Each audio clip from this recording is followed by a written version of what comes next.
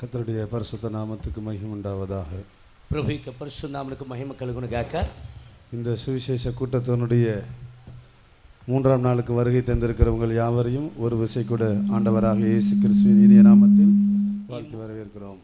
ఈ మూడో దినము సువార్త కూడి వచ్చిన మీ అందరికీ ప్రభువైనటువంటి యేసు క్రీస్తు నామమున మా యొక్క శుభాభివందనతో మేము ఆహ్వానం పలుకుచున్నాము. ஒரே ஒரு வாழ்க்கை, ఒకే ఒక్క బ్రతుకు, ஒரு முறைதான் இந்த பூமியில ஜீவிக்க போகிறோம். ఒక్కసారి మనం ఈ లోకంలో జీవించబోయేది. தேவ சித்தத்தின்படி இந்த பூமியில் ஜீவிக்கும்படியாக நம்ம எல்லாருக்கும் ஒரு வாழ்க்கை தரப்பட்டிருக்கிறது. దేవునికి చిత్తానుసారంగా ఈ భూమి మీద మనము జీవించుటకై మనకు ఒకే ఒక్క జీవితము ఇవ్వబడెను.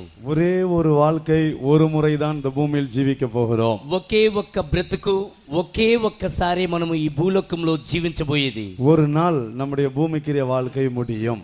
ఒక దినమున మన భూ సంబంధమైన జీవితము ముగించబడును. இந்த சரீரத்தை ஒரு நாள் நாம் களைந்து ஓட போகிறோம். ఈ శరీరమును ఒక దినమున మనం పరిత్యజించబోచున్నాము. பரிசுத்த வேதாகமம் மரணத்தை இப்படிதான் சொல்லுகிறது. పరిశుద్ధ బైబిల్ గ్రంథము మరణమును గూర్చి ఈ రీతిగానే చెప్పుచున్నది. இந்த சரீரத்தில் நாம் குறிப்பிட்ட நாட்கள் ஜீவித்த பிறகு ஒரு நாள் இந்த சரீரத்தை களைந்து போட போகிறோம். అయితే ఈ శరీరంలో మనము జీవించిన తర్వాత ఒక దినాన ఈ జీవితాన్ని యొక్క శరీరాన్ని మనము పరిత్యజించబోచున్నాము. ஆனால் மனிதனுக்குள் அழியாத ஒரு ஆத்துமாவும் ஒரு ஆவியும் உண்டு.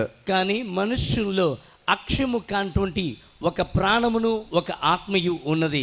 இது நிரந்தரமானது, நித்தியமானது, அழியாதது, மாற்றப்படக்கூடாதது. ఇది శాశ్వతమైనది, నిత్యము ఉండేది, నశింప కానిది, నిలిచి ఉండేది. கர்த்தருடைய பரிசுத்த நாமத்துக்கு மகிமை உண்டாவதாக. ప్రభు యొక్క పరిశుద్ధ నామమునకు మహిమ కలుగును. நம் இந்த உலக வாழ்க்கையினுடைய முடிவில் మనము ఈ లోకం యొక్క జీవితం యొక్క అంతమున இந்த பூமிக்குரிய வாழ்க்கையை முடித்த பிறகு ఈ భూ సంబంధమైన జీవితాన్ని మనము ముగించిన తర్వాత நம்முடைய ஆத்துமா எந்த இடத்துக்கு போய் சேர போகிறது என்பதை குறித்துதான ஒரு நிச்சயம் நமக்கு அவசியம். మనకి ప్రాణము ఎక్కడికి వెళ్ళి చేరుతుంది అనేటువంటి ఒక నిశ్చయిత మనకు అవసరమై ఉండాలి. இந்த சுவிசேஷ கூட்டத்தின் மூலமாக ఈ స్వార్థ కూడిక ద్వారా ஆண்டவராகிய இயேசு கிறிஸ்துவையும் ప్రభువైనటువంటి యేసు క్రీస్తును அவருக்குள் இருக்கிற ஒரு நித்திய ராஜ்யத்தையும் ఆయన యందు ఉండేటువంటి నిత్య రాజ్యమును, இந்த தேவனுக்குள் இருக்கிற ஜீவனையும், ఈ దేవుని యందు ఉండేటువంటి జీవమును, இந்த தேவனுக்குள் இருக்கிற அழியாமையும், ఈ దేవునిలో ఉండేటువంటి అక్షయతను, இந்த தேவனுக்குள் இருக்கிற மகிமையையும், ఈ దేవుని యందు ఉండేటువంటి మహిమను ஒரு மனிதன் இந்த பூமியில் சுதந்தரித்து நித்தியத்தில் அவரோடு போய் சேர வேண்டும் என்கிற நோக்கத்தோடு இந்த கூட்டங்கள் நடத்தப்பட்டு கொண்டிருக்கிறது. ఒక మనుష్యుడు ఈ భూమి యందు వాటిని పొందుకొని నిత్యమందు ఆయనతో పాటు వెళ్ళి జీవించుటకై అనేటువంటి ఉద్దేశము చేత ఈ మహాసభలు జరిపించబడుచున్నవి. சங்கீத புஸ்தகம் 107ஆம் சங்கீதம் 29, 30 வசனமும், சங்கீதம் 48ஆம் சங்கீதம் 7ஆம் வசனம் வாசிங்க.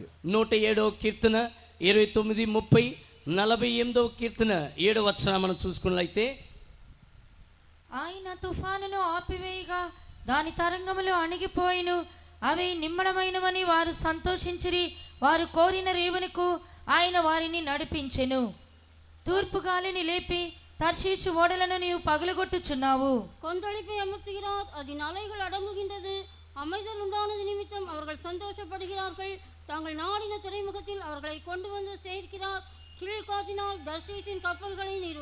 கர்த்தர் இந்த வசனங்கள் மூலமாய் தொடர்ந்து நம்ம எல்லாரோடும் பேசும்படியாய் ஒரு சைடு கர்த்தரை ஸ்தோத்திரம் பண்ணுவோம். ప్రభు యొక్క వాక్యము ద్వారా మనందరితో మరొక్కసారి మాట్లాడినట్టు మనమందరము ప్రార్థించదము. ஸ்தோத்திரம், ஸ்தோத்திரம், ஸ்தோத்திரம், ஸ்தோத்திரம், ஸ்தோத்திரம்.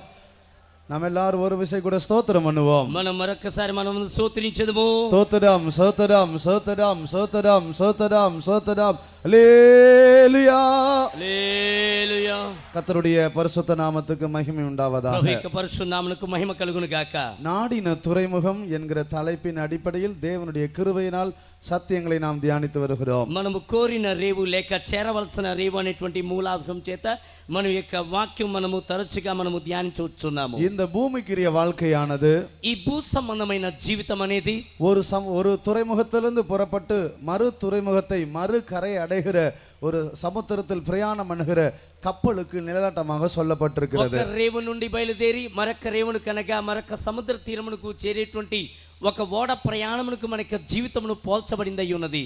கர்த்தருடைய பரிசுத்த நாமத்துக்கு மகிமை உண்டாவதாக. ప్రభు యొక్క పరిశుద్ధ నామమునకు మహిమ కలుగును గాక. ஒரு கப்பல் ஒரு துறைமுகத்திலிருந்து புறப்பட்டு மறு துறைமுகத்தை அதை அடைகிறது. ఒక ఓడ ఒక రేవు నుండి బయలుదేరి మరొక రేవునకు వెళ్లి చేరుచున్నది. இதுபோல இந்த பூமிக்குரிய வாழ்க்கையை நாம் இந்த பூமியில் ஒரு நாள் நாம் ஆரம்பித்து இருக்கிறோம். ఇలాగన ఈ భూ సంబంధమైన జీవితాన్ని ఒక దినాన మనము ఈ భూమి మీద ప్రారంభించాము. ஒரு நாள் இந்த பூமிக்குரிய வாழ்க்கையை நாம் முடிக்க போகிறோம். ఒక దినం ఈ భూ సంబంధమైన జీవితాన్ని మనము ముగించబోచున్నాము. இந்த வாழ்க்கையை முடிக்கும் போது ఈ యొక్క జీవితాన్ని మనము ముగించేటప్పుడు இந்த பூமிக்குரிய வாழ்க்கையிலிருந்து புறப்பட்ட இந்த கப்பலானது நாடின துறைமுகமாகிய పరలోక రాజ్యத்தை சென்றடைய வேண்டும். అయితే ఈ యొక్క భూమి మీద ప్రయాణము కొనసాగించుటకు ఓడ అనేది మనము కోరుకోవలసిన చేరవలసినటువంటి యొక్క రేవనేటువంటి పరలోక రాజ్యం వెళ్ళి మనము చేరవలెను. அப்படி இல்லாவிட்டால் தர்சீசின் கப்பலில் பிரயாணம் பண்ணுகிற ஒரு கூட்டத்தாரை காணப்படுவோமானால் அது தேவனால் நியாயம் தீர்க்கப்பட்டு கப்பல் உடைக்கப்பட்டு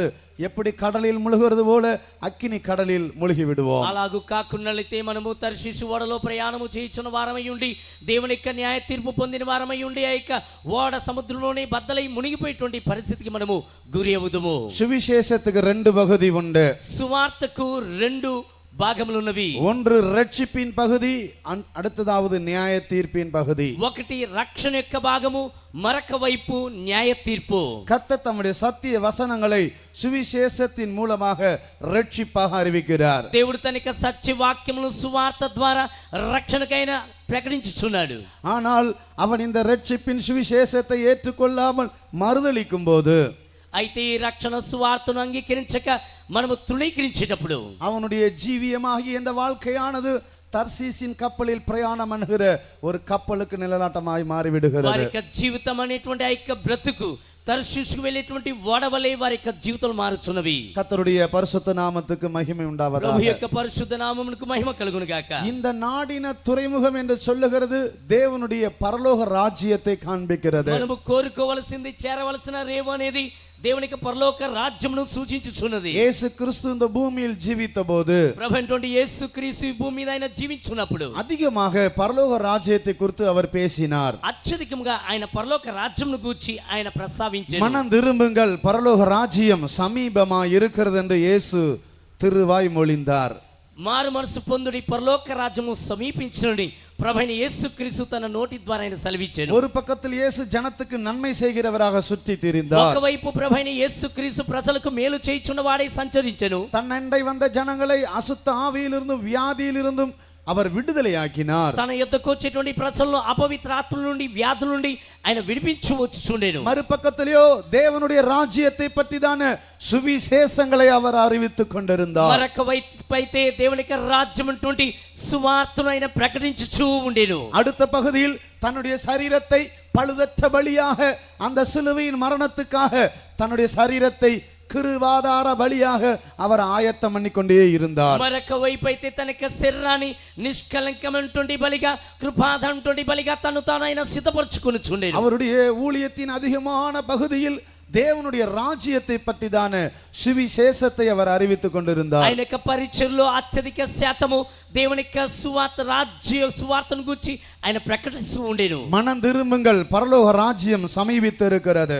మారు మనసు పొందుడి పరలోక రాజ్యము ஒரு సమీపించున్నది. மனிதன் மனம் திரும்பும் போது ఒక మనుష్యుడు మారు మనసు పొందేటప్పుడు தேவனுடைய ராஜ்யம் அவனுக்கு சமீபமாக வருகிறது. దేవుని యొక్క రాజ్యము అతనికి సమీపముగా వచ్చున్నది. மனம் திரும்பாத பட்சத்தில் మారు మనసు పొందని పక్షమున தேவனுடைய ராஜ்யத்துக்கு அவன் தூரமாக போகிறான். దేవుని యొక్క రాజ్యమునకు అతడు దూరముగా వెళుచున్నాడు. கர்த்தருடைய பரிசுத்த நாமத்துக்கு மகிமை உண்டாவதாக. ప్రభు యొక్క పరిశుద్ధ నామమునకు మహిమ కలుగును గాక. ஒரு மனிதன் பாவத்திலிருந்தும் சாபத்திலிருந்தும் பாவ கிரியிலிருந்தும் மனம் திரும்பாத பட்சத்தில் ఒక మనుషుడు పాపం నుండి శాపం నుండి పాప క్రియల నుండి అతడు మారు మనసు పొందని పక్షమున தேவனுடைய ராஜ்யம் அவனுக்கு சமீபமாக வராது. దేవుని యొక్క రాజ్యము అతనికి సమీపముగా రాదు. இன்னொரு அர்த்தத்தில் தன்னுடைய வாழ்க்கையை அவன் முடிக்கும் போது அந்த நாடின துறைமுகமாகிய தேவனுடைய ராஜ்யத்துக்குள் பிரவேசிக்க முடியாது. మరొక విధముగా చెప్పాలంటే తన యొక్క జీవితాన్ని ముగించుకునేటప్పుడు అతడు కోరుకోవలసిన చేరుకోవలసిన యొక్క రేవు అనేటువంటి పరలోక రాజ్యం వెళ్ళి చేరలేడు. ஆகவே அவன் மனம் திரும்பி சத்தியத்தின் சுவிசேஷத்தை ஏற்றுக்கொண்டு அதற்கு தன்னுடைய வாழ்க்கையை சமர்ப்பிக்கும் போது నిజముగా అతడు మారు మనసు పొంది సత్య సువార్తను అంగీకరించి దానికై తన యొక్క జీవితాన్ని సమర్పించుకునేటప్పుడు தேவனுடைய ராஜ்யம் அவனுக்கு சமீபமாக வருகிறது. దేవుని యొక్క రాజ్యం అనేది అతనికి సమీపముగా వచ్చుచున్నది. பாவத்திலிருந்து அவன் மனம் திரும்புகிறான். పాపం నుండి అతను మారు మనసు పొందుచున్నాడు. இந்த பாவமானது அன்பின் தேவனை விட்டு மனிதனை பிரித்து விடுகிறது. ఈ పాపం అనేది ప్రేమగల దేవుని యొద్ద నుండి మనల్ని వేరు చేయుచున్నది. மனிதன் தேவனை விட்டு பிரியும் போது మనుషులు దేవుని నుండి ఎడబాయుచున్నప్పుడు இந்த தேவனுக்குள் இருக்கிற ராஜ்யத்தை விட்டு அவன் பிரிந்து விடுகிறான். ఈ దేవునిలో ఉండేటువంటి రాజ్యం విడిచి అతడు వేరైపోవచ్చున్నాడు. நாங்கள் வெறும் இயேசு கிறிஸ்துவை மாத்திரம் சுவிசேஷமாக அறிவித்து விட்டு போகிறது இல்லை. మేము కేవలము ప్రభువైన యేసుక్రీస్తును మాత్రము సువార్తగా ప్రకటించి వెళ్ళట్లేదు గాని ஆண்டவர் உனக்கு சுகத்தை தருவார், இளைப்பாறுதலை தருவார், விடுதலையை தருவார் என்று சொல்லி இந்த கிறிஸ்துவுக்குள் இருக்கிற ஆசீர்வாதத்தை மாத்திரம் அறிவித்து விட்டு நாங்கள் போகும்படியாக கர்த்தர் எங்களை அனுப்பவில்லை. ప్రభువు నిన్ను విడిపించును, నీకు సౌఖ్యం ఇచ్చును, నిన్ను స్వస్థపరచును అనేటువంటి క్రీస్తులో ఉన్నటువంటి ఆశీర్వాదం మాత్రం మీకు చెప్పి మేము వెళ్ళట్లేదు.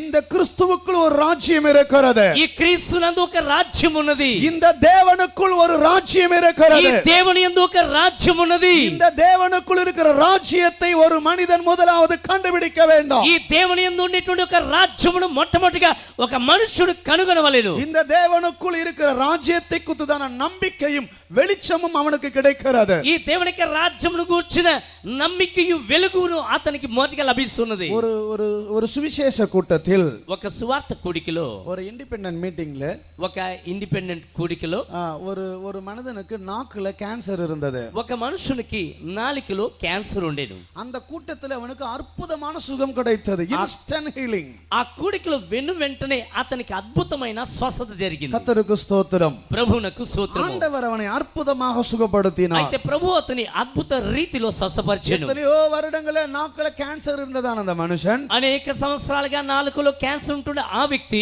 அந்த கூட்டத்திலே அற்புதமான சுகத்தை பெற்றான். ఆ కూడికలో అద్భుతమైన స్వస్థతను పొందుకొని, ஆனால் கூட்டம் முடிந்து வீட்டுக்கு திரும்பி போகும்போது కానీ కూడికను ముగించుకుని అతని ఇంటికి తిరిగి వెళ్ళుచుండగా அதே வாயில சிகரெட் குடித்து கொண்டு போனான். అదే నోటితో సిగరెట్ పీల్చుచు వెళ్ళెను. இந்த கிறிஸ்துவுக்குள் இருக்கிற நன்மையை அனுபவித்த இவன், ఈ క్రీస్తులో ఉండేటువంటి మేలను అనుభవించిన వీడు, இந்த கிறிஸ்துவுக்குள் இருக்கிற ஆசீர்வாதத்தை பெற்றுக்கொண்ட இவன், ఈ క్రీస్తునందు ఉండేటువంటి ఆశీర్వాదం పొందుకున్న వీడు இந்த தேவனுக்குள் இருக்கிற ராஜ்யத்தை இவன் காண முடியவில்லை. ఈ దేవునిలో ఉండేటువంటి రాజ్యాన్ని అతడు చూడలేకపోయాను. கர்த்தருடைய பரிசுத்த நாமத்துக்கு மகிமை உண்டாவதாக. ప్రభు యొక్క పరిశుద్ధ నామమునకు మహిమ కలుగును గాక. தேவனிடத்தில் இருக்கிற நன்மையை மாத்திரம் அனுபவிக்கிறது மாத்திரம் பெரிதல்ல. దేవుని యొద్ద ఉండేటువంటి మేలు మాత్రం మనం అనుభవించుట గొప్పతనము కాదు గాని, தேவன் எதற்காக இந்த நன்மைகளை நமக்கு செய்கிறார்? దేవుడు ఎందు నిమిత్తం ఈ మేలును మనకు జరిగించుచున్నాడు. இந்த நன்மைகளை செய்து ஒரு மனிதனை தனக்குள் இருக்கிற ராஜ்யத்தண்டை அவனை இழுத்து கொண்டு ఈ வருகிறார். మేలును చేసి తనలో ఉండేటువంటి రాజ్యం వైపు ఆ వ్యక్తిని ఆకర్షించుకొని తీసుకొస్తున్నాడు. பரலோக ராஜ்யத்தை பற்றிதான சுவிசேஷத்தை தேவன் அவனுக்கு அறிவிக்கிறார். పరలోక రాజ్యమును గూర్చినటువంటి సువార్తను అతనికి దేవుడు ప్రకటించున్నాడు. இந்த பூமிக்கு அப்பால், ఈ భూమి తర్వాత, இந்த கல்லறைக்கு அப்பால், ఈ సమాధికి తర్వాత, இந்த பூமிக்குரிய வாழ்க்கைக்கு அப்பால் ఈ భూ సంబంధమ జీవితము తర్వాత ஒரு மகிமையான ஒரு பரலோக ராஜ்யம் உண்டு. ఒక మహిమార్థమైనటువంటి పరలోక రాజ్యము ఉంది. இந்த தேவனுக்குள் நீ வரும்போது ఈ దేవునిలోనికి నువ్వు వచ్చుచున్నప్పుడు இந்த ராஜ்யத்தை நீ காண முடியும். ఈ రాజ్యము నీవు చూడగలవు. இந்த தேவனுக்குள் நீ வராத பட்சத்தில், ఈ దేవునిలోనికి నీవు రాని పక్షమున இந்த பரலோக ராஜ்யத்தை நீ காண முடியாது. ఈ పరలోక రాజ్యము నీవు చూడలేవు. யோவான் எழுதின சுவிசேஷம் 3ஆம் அதிகாரம் 3ஆம் வசனத்தை வாசிக்கும் போது, యోహాను రాసిన సువార్త 3వ అధ్యాయము 3వ వచనాన్ని మనం చదివినట్లయితే, இயேசு சொன்னார், ஒருவன் மறுபடியும் பிறவாவிட்டால் தேவனுடைய ராஜ்யத்தை காண மாட்டான். ప్రభువైన యేసుక్రీస్తు చెప్పాడు, ఒకడు కొత్తగా జన్మించిన యెడల అతడు దేవుని యొక్క రాజ్యమును చూడనేరడని చెప్పాను. இயேசு தன்னுடைய வார்த்தையை அறிவிக்கிறார். యేసు తన యొక్క మాటను పలుకుచున్నాడు. அவர் அண்டை வந்தவர்கள் எல்லாம் சுகத்தை பெற்றார்கள். ఆయన యొద్ద వచ్చిన వారందరూ స్వస్థ పొందిరి. அவர் అண்டை வந்தவர்கள் ஆசீர்வாதத்தை பெற்றார்கள். ఆయన యొద్దకు వచ్చిన వారందరూ ఆశీర్వాదం పొందుకొనిరి. அந்த இயேசு அண்டை வந்தவர்கள் ஆரோக்கியத்தை பெற்றார்கள். ఆ యేసు యొద్దకు వచ్చిన వారు ఆరోగ్యమును அந்த పొందుకొనిరి. இயேசு அண்டை வந்தவர்கள் விடுதலையை ఆ அனுபவித்தார்கள். యేసు యొద్దకు వచ్చిన వారు విడుదల అనుభవించిరి. அந்த ஜனத்தை பார்த்து இயேசு இப்படியாக சொல்லுகிறார், சொல்லுகிறார். అట్టి ప్రజలు చూచి యేసు ఈ రీతిగా చెబుచున్నాడు. தேவனுக்குள் ரெண்டு பகுதி இருக்கிறது.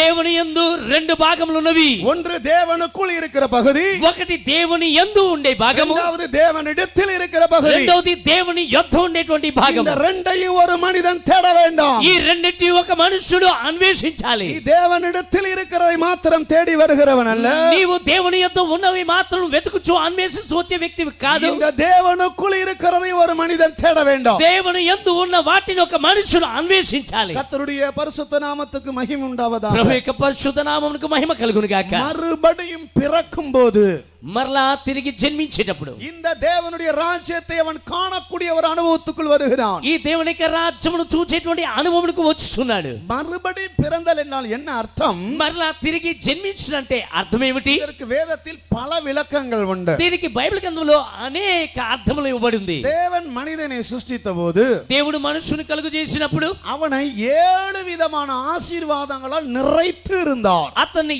7 రకమైనటువంటి ఆశీర్వాదముల చేత నింపెను. ஆதாமும் ஏவாளும் 7 விதமான ஆசீர்வாதங்களால் நிரப்பப்பட்டவர்களாய் இருந்தார்கள். ఆదాము అవ్వలు 7 రకమైనటువంటి ఆశీర్వాదముల చేత నింపబడిన వారై కనిపించెను. அதுல ஒரு ஆசீர்வாதம் தான் அவர்களுக்குள் ஒரு அழியாமை இருந்தது. అందులో ఒక ఆశీర్వాదమే వారిలో ఒక అక్షయత ఉండెను. ஒரு அழியாமை அவனுக்குள் இருந்தது. ఒక అక్షయత వారిలో ఉండెను. கர்த்தருக்கு ஸ்தோத்திரம். ప్రభువునకు அது స్తోత్రము. என்ன அழியாமை?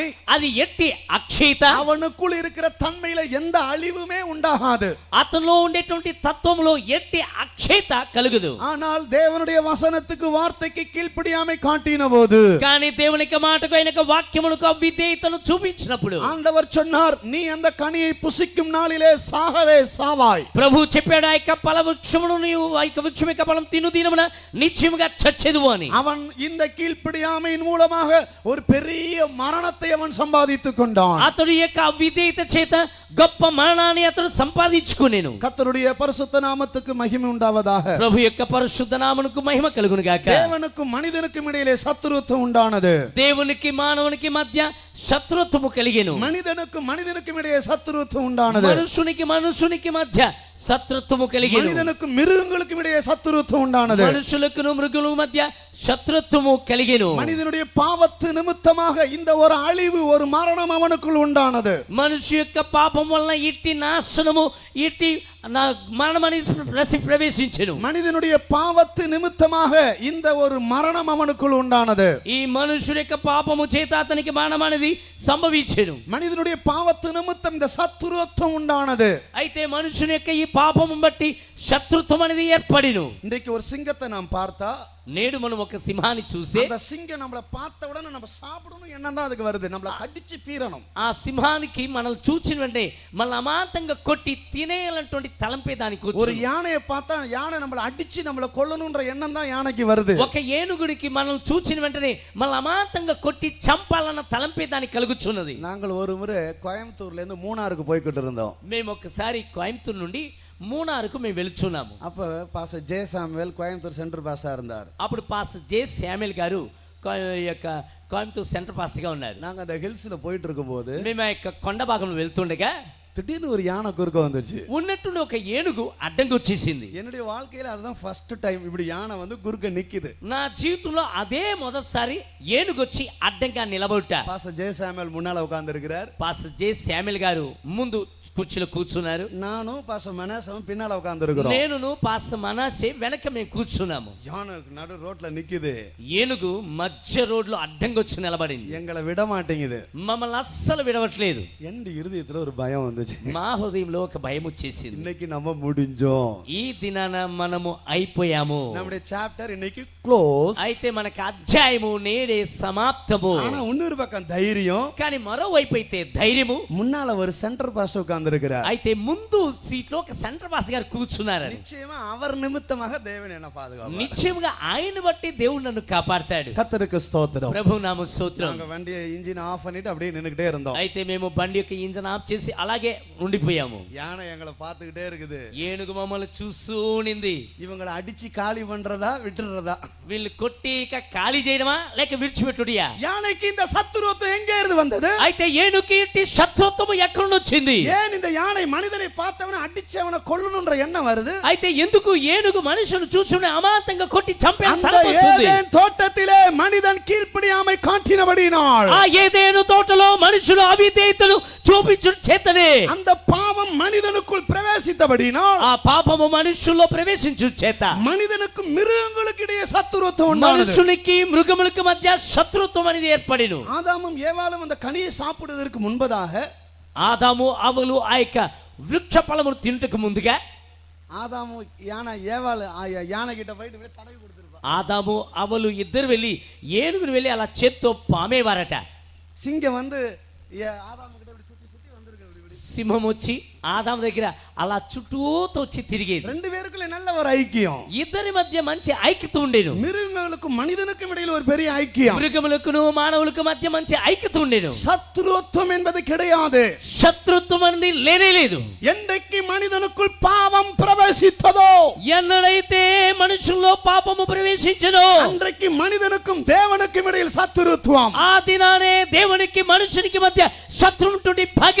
மனிதனுடைய பாவம் மனிதனை தேவனுக்கு சத்துருவாக மாற்றிவிட்டது. అయితే మనుషునికి పాపం అనేది దేవునికి మనుషుని శత్రువుగా తీర్చెను. தேவன் மனிதனுக்கு சத்துருவாக மாறவில்லை. దేవుడు మనుషునికి శత్రువుగా మారలా. மனிதன் தன் பாவத்தின் நிமித்தமாக இவன் தேவனுக்கு சத்துருவாக மாறினான். మనుషుని తన పాపాన్ని బట్టి దేవునికి ఇతడు శత్రువుగా తీర్చబడెను. கர்த்தருக்கு ஸ்தோத்திரம். ప్రభువునకు స్తోత్రము. மனிதனுக்கும் தேவனுக்கும் இடையில் சத்துருத்துவம், మనుషునికి దేవునికి మధ్య శత్రుత్వము, மனிதனுக்கும் மனிதனுக்கும் இடையில் சத்துருத்துவம். మనుషుల మధ్య శత్రుత్వము. இன்னைக்கு மனிதன் ஒருத்தர் அடித்து சாகடிக்கிறான். నేడు మనుషులు ఒక్కరినొక్కరిని చంపుకొనుచున్నారు. ஒரு ஜாதி இன்னொரு ஜாதிக்கு விரோதமாக எழும்புகிறார்கள். మరొక కులస్తులు మరొక కులానికి వ్యతిరేకంగా లేచున్నారు. ஒரு ராஜ்யம் இன்னொரு ராஜ்யத்துக்கு விரோதமாக ఒక எழும்புகிறார்கள். రాజ్యము మరొక రాజ్యములకు వ్యతిరేకంగా లేచున్నది. ஏன் இந்த சத்துருவத்துவம் வந்தது? ఎందుకు ఇట్టి పగ వచ్చెను? மனிதனுடைய பாவத்தின் நிமித்தமாக. మనుషుని యొక్క పాపము నిమిత్తమే இன்றைக்கு முழு உலகத்திலும் నేడు లోకమంతటా 440 அணு ஆலைகள் வைத்திருக்கிறார்கள். 440 అణు కర్మాగారములు పెట్టుకుని ఉన్నారు. 1 2 அல்ல, 1 2 కాదు, 440 அணு ஆலைகள் இன்றைக்கு முழு உலகத்தில் இருக்கிறது. 440 అణు కర్మాగారములు నేడు లోకమంతటా కలిగి ఉన్నారు. இரண்டாம் உலக மகா யுத்தம் நடந்து கொண்டிருக்கும் போது, రెండో ప్రపంచ యుద్ధము జరుగుచుండగా வெறும் 5 நாடுகள் இடத்துல தான் அணுகுண்டுகள் அந்த நாட்களிலே இருந்தது. ఆ దినాల్లో కేవలం 5 దేశాల మాత్రమే అణు బాంబులు ఉండేవి.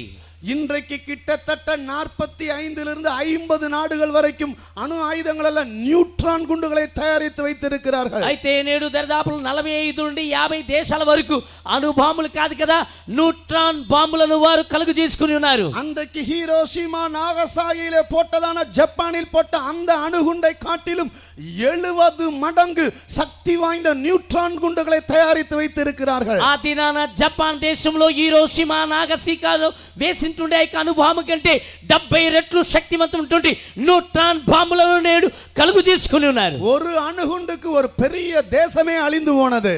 ఒక అణు బాంబునకు ఒక గొప్ప దేశమే నాశనమైంది. இன்றைக்கும் சொல்லுகிறார்கள், அந்த ஹீரோஷிமா நாகசாகில பிறக்கிற பிள்ளைகள் சிலர் இன்றைக்கு ஊனமாகவே பிறக்கிறார்கள். నేడు కూడా చెప్తున్నా యొక్క అనుభవం యొక్క ప్రభావం వలన హీరోషిమా నాగసాకి అటువంటి ఆ దేశంలో పుట్టేటువంటి పిల్లలు అంగవైకల్యులుగా నేడును జన్మించున్నారు. கிட்டத்தட்ட 65-70 ஆண்டுகள் ஆகிவிட்டது அந்த அணுகுண்டுகள் போட்டு. இன்னும் அந்த ரேஸ், அந்த கதிர்வீச்சுகள், அந்த அணுகுண்டுடைய கதிர்வீச்சுகள் ஹீரோஷிமா நாகசா இன்றைக்கும் இருக்கிறதாக விஞ்ஞானிகள் சொல்லுகிறார்கள். అణు బాంబు పేలి దరిదాపులు 65-70 సంవత్సరములు అయినా కూడాను ఆ యొక్క ఆ హీరోషిమా నాగసాకిలో అణు బాంబు యొక్క ప్రభావం, దానికి రేఖలు ఇంకను బయలుపడుచున్నవని చెప్తున్నారు. ஒரு அணுகுண்டுக்கே தேசம் பாழாய் போனது. ఒక్క అణు బాంబుకే దేశము పతనమైంది. ஒரு குண்டை போட்டபோது நின்று கொண்டிருந்த சரீரங்கள் எல்லாம் காற்றோடு கரைந்து போனது. అయితే ఒక్క అణు బాంబు వేసినంత మాత్రమున నిలబడి ఉన్న శరీరములన్నీ గాలితో దెబ్బకి కలిసిపోయేను. நின்று கொண்டிருந்த சரீரங்கள் எல்லாம் காற்றோடு கரைந்து போனது. అయితే నిలబడి ఉన్న ప్రతి ఒక్కరి శరీరము గాలితో కలిసిపోయింది. அவர்கள் அடக்கம் பண்ணுவதற்கு சரீரம் இல்லை. వారిని సమాధి చేయుటకు వారికి మృతదేహము లేదు. சக்தி வாய்ந்த அணுகுண்டுகள். అంత శక్తి కలిగినటువంటి అణుబాంబులు. இதை காட்டிலும் 70 மடங்கு சக்தி வாய்ந்த நியூட்ரான்களை இன்றைக்கு தயாரித்து கிட்டத்தட்ட 50 நாடுகள் தயாரித்து எல்லாம் திரு என்று முழித்துக் கொண்டிருக்கிறார்கள். దానికంటే 70 రెట్లు శక్తివంతమైనటువంటి న్యూట్రాన్ బాంబులను తయారు చేసుకుని 50 దేశములు గడ్డగడ్డమని వణుకుచూ ఉన్నాయి. தென் கொரியா வட கொரியாவை மிரட்டி கொண்டிருக்கிறார்கள். అయితే దక్షిణ కొరియా వారు ఆ యొక్క ఉత్తరం నుండి కొరియా వారిని బెదిరించున్నారు. ஏன் இவர்களுக்கு இந்த சத்துருத்துவம்? ఎందుకు వీరి మధ్య ఇట్టి పగ? இப்பொழுது மனிதன் கண்டுபிடித்து வைத்திருக்கிற நியூட்ரான் குண்டுகள் எல்லாம் வெடிச்சிச்சுன்னு சொன்னா இதே போல எத்தனையோ மடங்கு பூமியை உருக்கி எடுக்கலாமா? అయితే ఇప్పుడు వారు కలుగు చేసుకుంటున్న న్యూట్రాన్ బాంబులు గనక పేలినట్లయితే దీనికంటే అనేక రెట్లు కలిగినటువంటి భూములను దెబ్బకి మనము కరగదీయవచ్చునట. இந்த ஆந்திரால ஒரு நியூட்ரான் குண்டு போட்டா போதும். ఈ ఆంధ్ర రాష్ట్రంలో ఒక్క న్యూట్రాన్ బాంబు పేలితే చాలు. அப்படியே நின்னுக்கிட்டே தான் இருப்பீங்க. அப்படியே சரீரத்தை பார்த்தா திடீர்னு எல்லாம் அப்படியே காத்தோட கரைஞ்சிடும். అలాగనే నిలబడి ఉంటారు. మీరు గాలిలో అలాగనే కలిసిపోతారు. మీరు శరీరమంతా அப்படி மெல்ட் ஆயிடும். అలా మనము కరిగిపోతాం. గాలిలో కరిగి அப்படியே உருகிடும். అలాగనే కరిగిపోవడం మన దేహం అంతా. சரீரத்துல எந்த காயமும் கிடையாது. అయితే శరీరంలో ఏ గాయం ఉండదు. இந்த பில்டிங்க்குலாம் எந்த சேதமும் வராது. అయితే భవనాలకి దేనికి ఎట్టి ముప్పు కలగదు. கட்டடங்களுக்கெல்லாம் எந்த சேதமும் வராது. భవనాలకు ఎట్టి ముప్పు కలగదు. ஒரு நியூட்ரான் குண்டிலிருந்து புறப்படுகிற கதிர்வீச்சுகள், అయితే ఒక్క న్యూట్రాన్ బాంబులో బయలుదేరేటువంటి ఆ యొక్క విద్యుత్ రేఖలు சில வினாடிக்குள்ளே அந்த சரீரத்தை அப்படியே கரைத்து விடும். కొన్ని క్షణాల్లోనే మనకి శరీరాన్ని కరగదీసి గాల్లో కలిసివేయును. ஒரு அயோடினை எடுத்து ஒரு சொட்டு இந்த தண்ணிக்குள்ள போட்டா 1000 மடங்கு புளுவா இதை மாற்றிவிடும். అయితే ఒక బొట్టు అయోడిన్ తీసి ఈ నీటిలో వేసినట్లయితే 1000 రెట్లు నీలి రంగుగా ஒரு మారిపోతుంది. நியூட்ரான் குண்டுல வர ஒரு சின்ன ரைஸ் போது நம்முடைய முழு சரீரத்தையும் அழிச்சிடும். ఏమండి న్యూట్రాన్ లో ఉండేటువంటి చిన్నపాటి ఒక్క కాంతి రేఖ చాలు మన శరీరాన్ని అలాగనే కరగదీయుటకు. எங்கே இருந்து வந்தது இந்த சத்துருத்துவம்? ఎక్కడి నుండి వచ్చింది ఇట్టి పగ?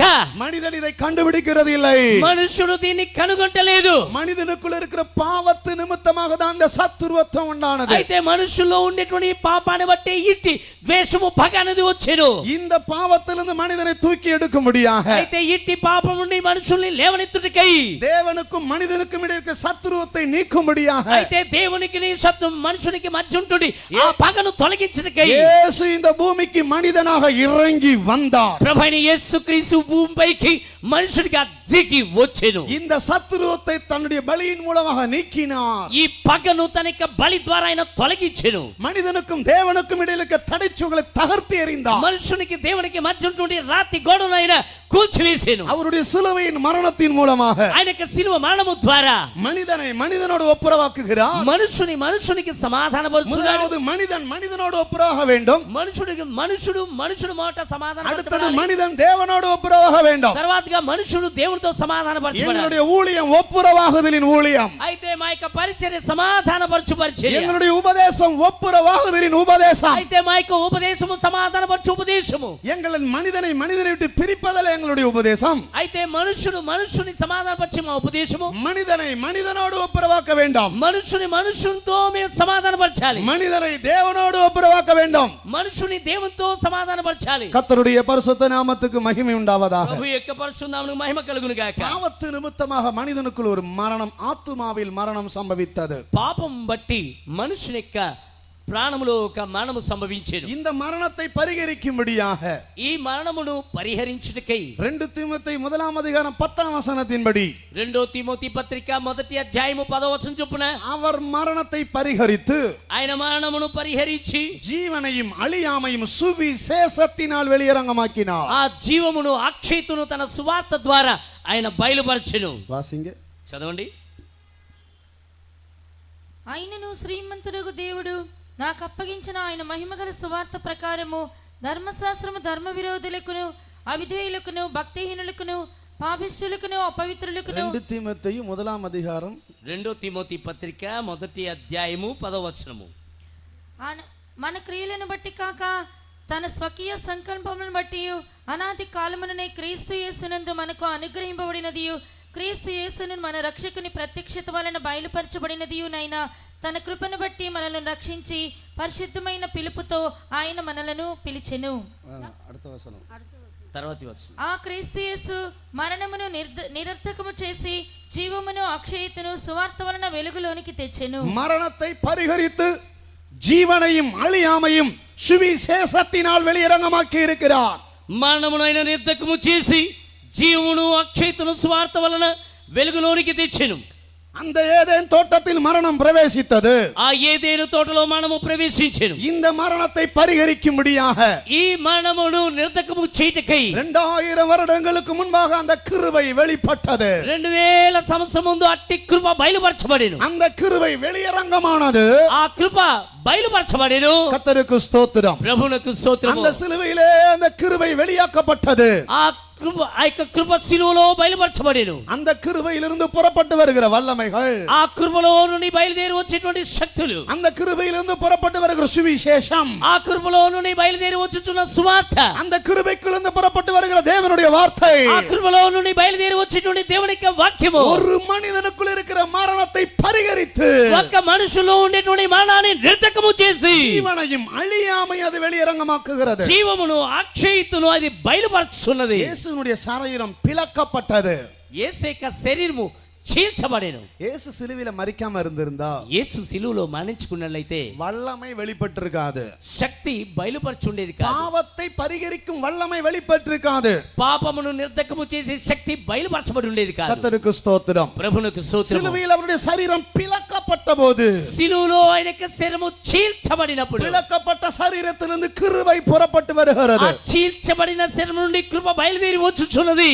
நீங்க இந்த யுரேனியத்தை మీరు యురేనియంను நீங்க சாதாரணமா கையில எடுக்கலாம். ఈ యురేనియంను మీరు సాధారణంగా చేత తీసుకోవచ్చు. நான் 2 முறை அட்டாமிக் பவர் ஸ்டேஷனுக்குள்ள போயிருக்கிறேன். 2 సార్లు నేను అటామిక్ ఆ యొక్క పవర్ స్టేషన్ వెళ్ళాను. கர்த்தருக்கு ஸ்தோத்திரம். ప్రభువునకు స్తోత్రం. ஒரு முறை பாஸ்டர் மேத்யூ, அவர் உயிரோட இருக்கு மலேசியா பாஸ்டர் மேத்யூ, அவரை கூட்டிட்டு அவர் கூட நான் போனேன். ఒకసారి పాస్టర్ మాథ్యూస్ గారు ఆయన సజీవంగా ఉంటున్న సమయంలో ఆయన తీసుకుని వెళ్ళడం జరిగింది. இன்னொரு முறை தனியா போனேன். మరొకసారి ఒంటరిగా నేను వెళ్ళాను. அப்ப நான் கல்பாக்கத்துல ஊழியம் செஞ்சேன். అప్పుడు నేను కల్పాకంలో సేవ చేస్తున్నాను. அங்க அட்டாமிக் பவர் ஸ்டேஷன் இருக்கு. అక్కడ అటామిక్ పవర్ స్టేషన్ ఉంది. அங்க உள்ள காரியங்கள் மிகவும் ஆச்சரியமாக இருந்தது. అక్కడ ఉండేటువంటి అంశంలోని చాలా ఆశ్చర్యంగా ఉండేది. நீங்க அந்த யுரேனியத்தை நீங்க கையில எடுக்கலாம். சாதாரண பைப் போல தான் இருக்கு. ఆ యురేనియంను చేత మీరు ముట్టొచ్చు. అది సాధారణంగా ఒక గొట్టంలా ఉంటుంది. நம்ம வீடுகள்ல இருக்கிற ஜிஐ பைப் போல தான் இருக்குது அது. మన ఇళ్ళలో ఉంటుండే జీవి పైపులు ఉంటాయి కదా, అలాగే ఉంటాయి. அந்த யுரேனியத்தை பிளந்துட்டீங்கன்னா கிட்ட நிக்க முடியாது. కానీ ఆ యురేనియం గనుక మీరు అలా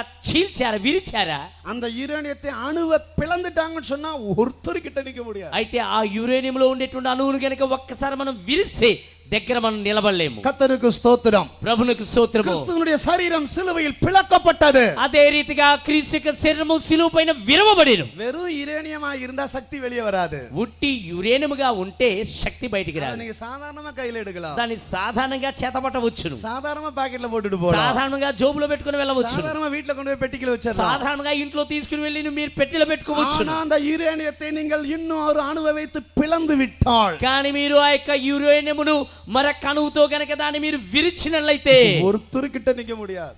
ఒక్కరు దగ్గర నిలబడలేరు. கிட்ட போனா அவனை அப்படியே சாம்பலாக்கி அவனை உருக்கிடும். அவனை దగ్గరికి వెళ్ళంటే వాడిని అలాగనే కరగదీసి వాడిని బూడిద చేయు. கிறிஸ்து எதற்காக இந்த பூமிக்கு இறங்கி வந்தார்? క్రీస్తు ఎందుకొరకు ఈ భూమికి దిగి వచ్చెను? சிலுவையிலே தன்னுடைய சரீரத்தை பிளக்கும்படியாக, సిలువలో తన యొక్క శరీరమును చీల్చుటకై.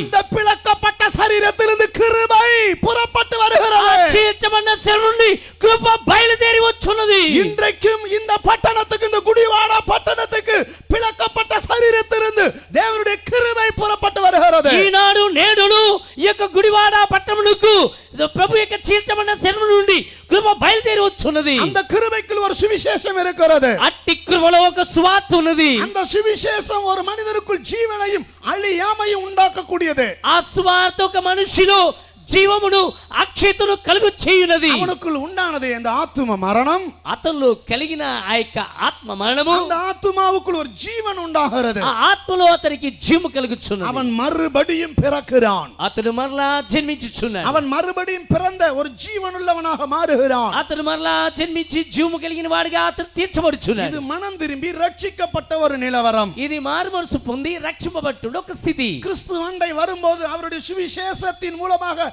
அவனுடைய ஆத்துமாவின் மரணம் பரிகரிக்கப்படுகிறது. అయితే క్రీస్తు యొద్దకు వచ్చేటప్పుడు అతనికి ఆత్మలో సంభవించిన మరణం అనేది నిర్తకము చేయబడుచున్నది. அவன் மறுபடியும் பிறக்கும் போது అతను మరలా తిరిగి జన్మించి அந்த தேவனுடைய ராஜ்யத்தை அவன் காண்கிறான். ఆ దేవునికి రాజ్యమును అతడు அந்த చూడగలుగుచున్నాడు. தேவனுடைய ராஜ்யம் அவனுக்கு சமீபமாக வருகிறது. ఆ దేవునికి రాజ్యం అతని సమీపముగా వచ్చున్నది. யார் இந்த தேவனுடைய ராஜ்யம்? ఎవరు ఈ దేవునికి రాజ్యము? கிறிஸ்து இயேசுவே அந்த தேவனுடைய ராஜ்யமாக இருக்கிறார். క్రీస్తు యేసే ఆ దేవునికి రాజ్యముగా ఉన్నారు. அவன் மனம் திரும்பும் போது అతను మారు మనసు పొందేటప్పుడు அந்த தேவனுடைய ராஜ்யமாகிய கிறிஸ்துவை அவன் காண்கிறான். ఆ యొక్క దేవునికి రాజ్యం ఉంటుండి క్రీస్తును చూస్తున్నాడు. அந்த கிறிஸ்துவுக்குள் இருக்கிற ஒரு ராஜ்யத்தை அவன் காண்கிறான். ఆ క్రీస్తునందు ఉండేటువంటి రాజ్యమును అతను அதை చూడగలుగుచున్నాడు. கண்டவர்கள் எல்லாம் ஒரு விசை கூட ஹல்லேலூயா சொல்லுங்க. దాన్ని చూచిన వారందరూ ఒక్కసారి గట్టిగా హల్లెలూయా చెప్పండి.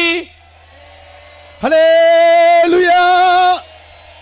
கர்த்தருடைய பரிசுத்த நாமத்துக்கு மகிமை உண்டாவதாக. ప్రభు యొక్క పరిశుద్ధ నామమునకు మహిమ కలుగును గాక. ஒரு புகழ்பெற்ற ஒரு நடிகை சமீபத்தில் ரட்சிக்கப்பட்டார்கள். ఒక పేరు పొందిన ఒక నటి రక్షింపబడింది. அதனுடைய சாட்சியை நான் கேட்டேன். ఆమెకు సాక్ష్యాన్ని విన్నాను. கேட்டபோது எனக்கு அழுக வந்துருச்சு. విన్నప్పుడు నాకు ఏడుపు వచ్చింది. அவன் நார்த் இந்தியால ஒரு ஃபேமஸான ஒரு நடிகை. ఆమె ఉత్తర భారతదేశంలో ఒక పేరు పొందినటువంటి ఒక నటి. அவர்கள் என்ன சொன்னாங்க? వారు ఏమని చెప్పారంటే, நான் ஆண்டவர் அண்டை வந்தபோது నేను ప్రభు యొద్దకు వచ్చినప్పుడు இருளின் ராஜ்யத்திலிருந்து ஆண்டவரை விடுதலையாக்கி చీకటి రాజ్యం నుండి దేవుడు నన్ను విడుదల చేసి தேவனுடைய ராஜ்யத்தை எனக்கு காண்பித்தார். దేవునికి రాజ్యం నాకు చూపించెను. எனக்கு சந்தோஷம் கட்டுப்படுத்தவே முடியலன்னு சொன்னாங்க. నాకు సంతోషము నేను అదుపు చేసుకోలేకపోయానన్నారు. அந்த சாட்சியை கேட்டபோது எனக்கு அழுக வந்துடுச்சு. ఆ సాక్ష్యం నేను విన్నప్పుడు నాకు కన్నీళ్ళు వచ్చింది. நீ மறுபடியும் பிறக்கும் போது మరలా నీవు తిరిగి జన్మించేటప్పుడు கிறிஸ்துவண்டை வந்து அந்த சுவிசேஷத்தின் மூலமாக ஜீவனையும் அழியாமையும் நீ பெற்றுக்கொள்ளும் போது క్రీస్తు యొద్దకు వచ్చి ఆ సువార్త ద్వారా జీవమును అక్షయతను నీవు తిరిగి పొందుకుంటప్పుడు இந்த தேவனுக்குள் இருக்கிற ராஜ்யத்தை நீ காண்பாய். ఈ దేవునిలో ఉండేటువంటి రాజ్యము నీవు చూచెదు. அந்த ராஜ்யத்தை கண்டால் மாத்திரம் போதாது, ఆ రాజ్యమును చూచినంత మాత్రము సరిపోదు. நீ அந்த ராஜ்யத்துக்குள் பிரவேசிக்க வேண்டும். అయితే నీవు ఆ రాజ్యంలోనికి నువ్వు ప్రవేశించాలి. நீயே தேவனுடைய ராஜ்யமாக மாற வேண்டும். నీవే ఆ దేవునికి రాజ్యముగా నువ్వు మారాలి. அடுத்தபடி என்ன செய்ய வேண்டும்? తర్వాతగా నీవు ఏమి చేయాలి? இயேசு கிறிஸ்து சொல்லுகிறார். యేసుక్రీస్తు யோவான் చెప్తున్నాడు. 3 அதிகாரம் 5 வசனத்தில், యోహాను సువార్త 3వ అధ్యాయం 5వ వచనమందు, ஜலத்தினாலும் ஆவியினாலும் பிறவாவிட்டால் தேவனுடைய ராஜ்யத்துக்குள் பிரவேசிக்க மாட்டான். నీటి మూలముగాను ఆత్మ మూలముగాను నువ్వు జన్మింపకున్నట్లయితే దేవునికి రాజ్యంలో ప్రవేశించలేవు. தேவனுடைய ராஜ்யத்தை கண்டால் மாத்திரம் போதாது, దేవునికి రాజ్యమును చూస్తే మాత్రం సరిపోదు, அதற்குள் பிரவேசிக்க வேண்டாம். ఆయనలో మనము ప్రవేశించాలి. அந்த ராஜ்யத்துக்குள் இந்த பூமியில இருக்கும் போதே நீ பிரவேசிக்கிற ஒரு அனுபவத்தை பெற்றுக்கொள்ள வேண்டும். ఆ రాజ్యంలోనికి నీవు ఈ భూమి మీద ఉంటుండగానే ప్రవేశించేటువంటి అనుభవాన్ని నువ్వు పొందుకోవాలి. அந்த ராஜ்யத்து உனக்குள் வந்திருக்கிறது எப்படி தெரியும்? ఆ రాజ్యము నీలో వచ్చున్నదని నీకు ఎలాగూ తెలియను? யார் அந்த ராஜ்யத்துக்குள் பிரவேசிக்க முடியும்? ఎవరు ఆ రాజ్యంలోనికి ప్రవేశించగలరు? யாருக்குள் அந்த ராஜ்யம் உள்ளே வரும்? ఎవరిలో ఆ యొక్క రాజ్యము వచ్చును?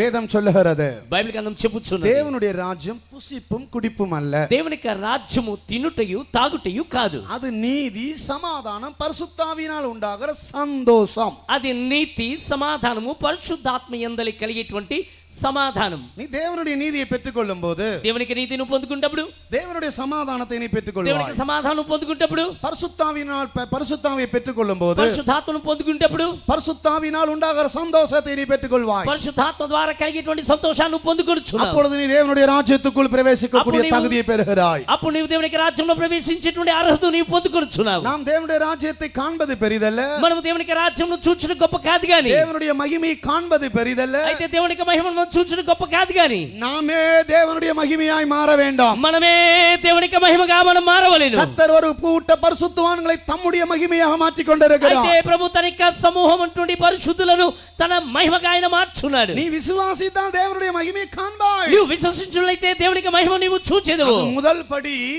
మొదటి మెట్టు, அது ரட்சிப்பின் முதல் படி. అది రక్షణ యొక్క మొదటి మెట్టు. அடுத்து நீயே தேவனுடைய மகிமையாய் மாற வேண்டும். తర్వాతగా నీవే దేవునికి మహిమగా నీవు తీర్చబడాలి.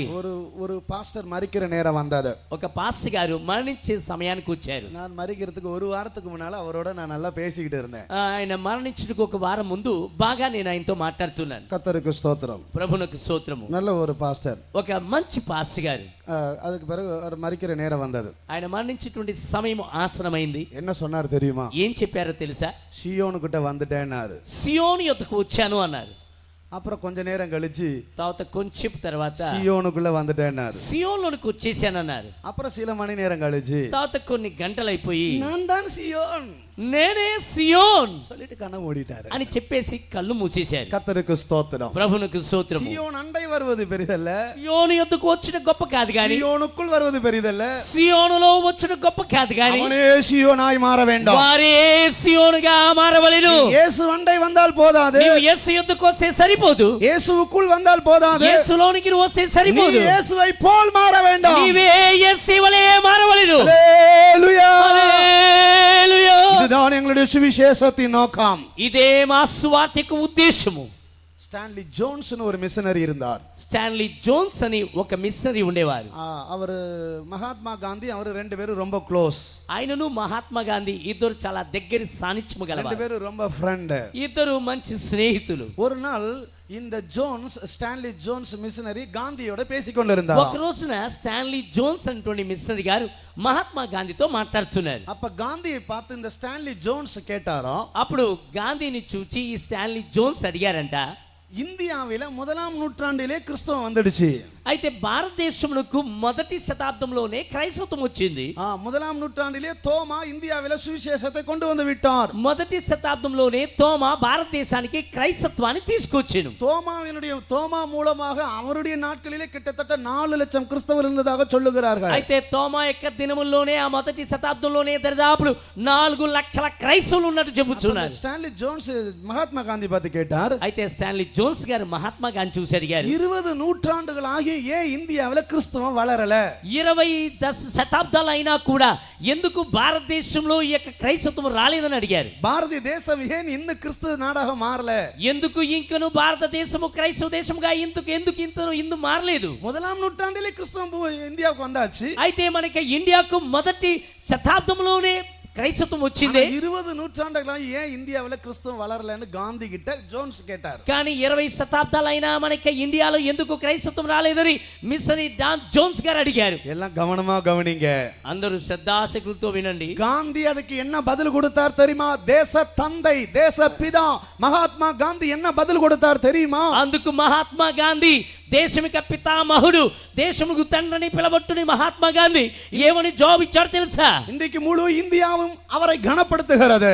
నేడు భారతదేశమంతయు నేడైని గణపరచుచున్నది. மெய்யாகவே கர்த்தருடைய கிருபையினால் நாங்களும் கனப்படுத்துகிறோம். నిజముగానే దేవుని కృపను బట్టి మేమును ఆయన గణపరుస్తున్నాము. அந்த காந்தி ஜோன்ஸை பார்த்து என்ன சொன்னார் தெரியுமா? ఆ మహాత్మా గాంధీ జోన్స్ చూసి ఏమన్నారు తెలుసా?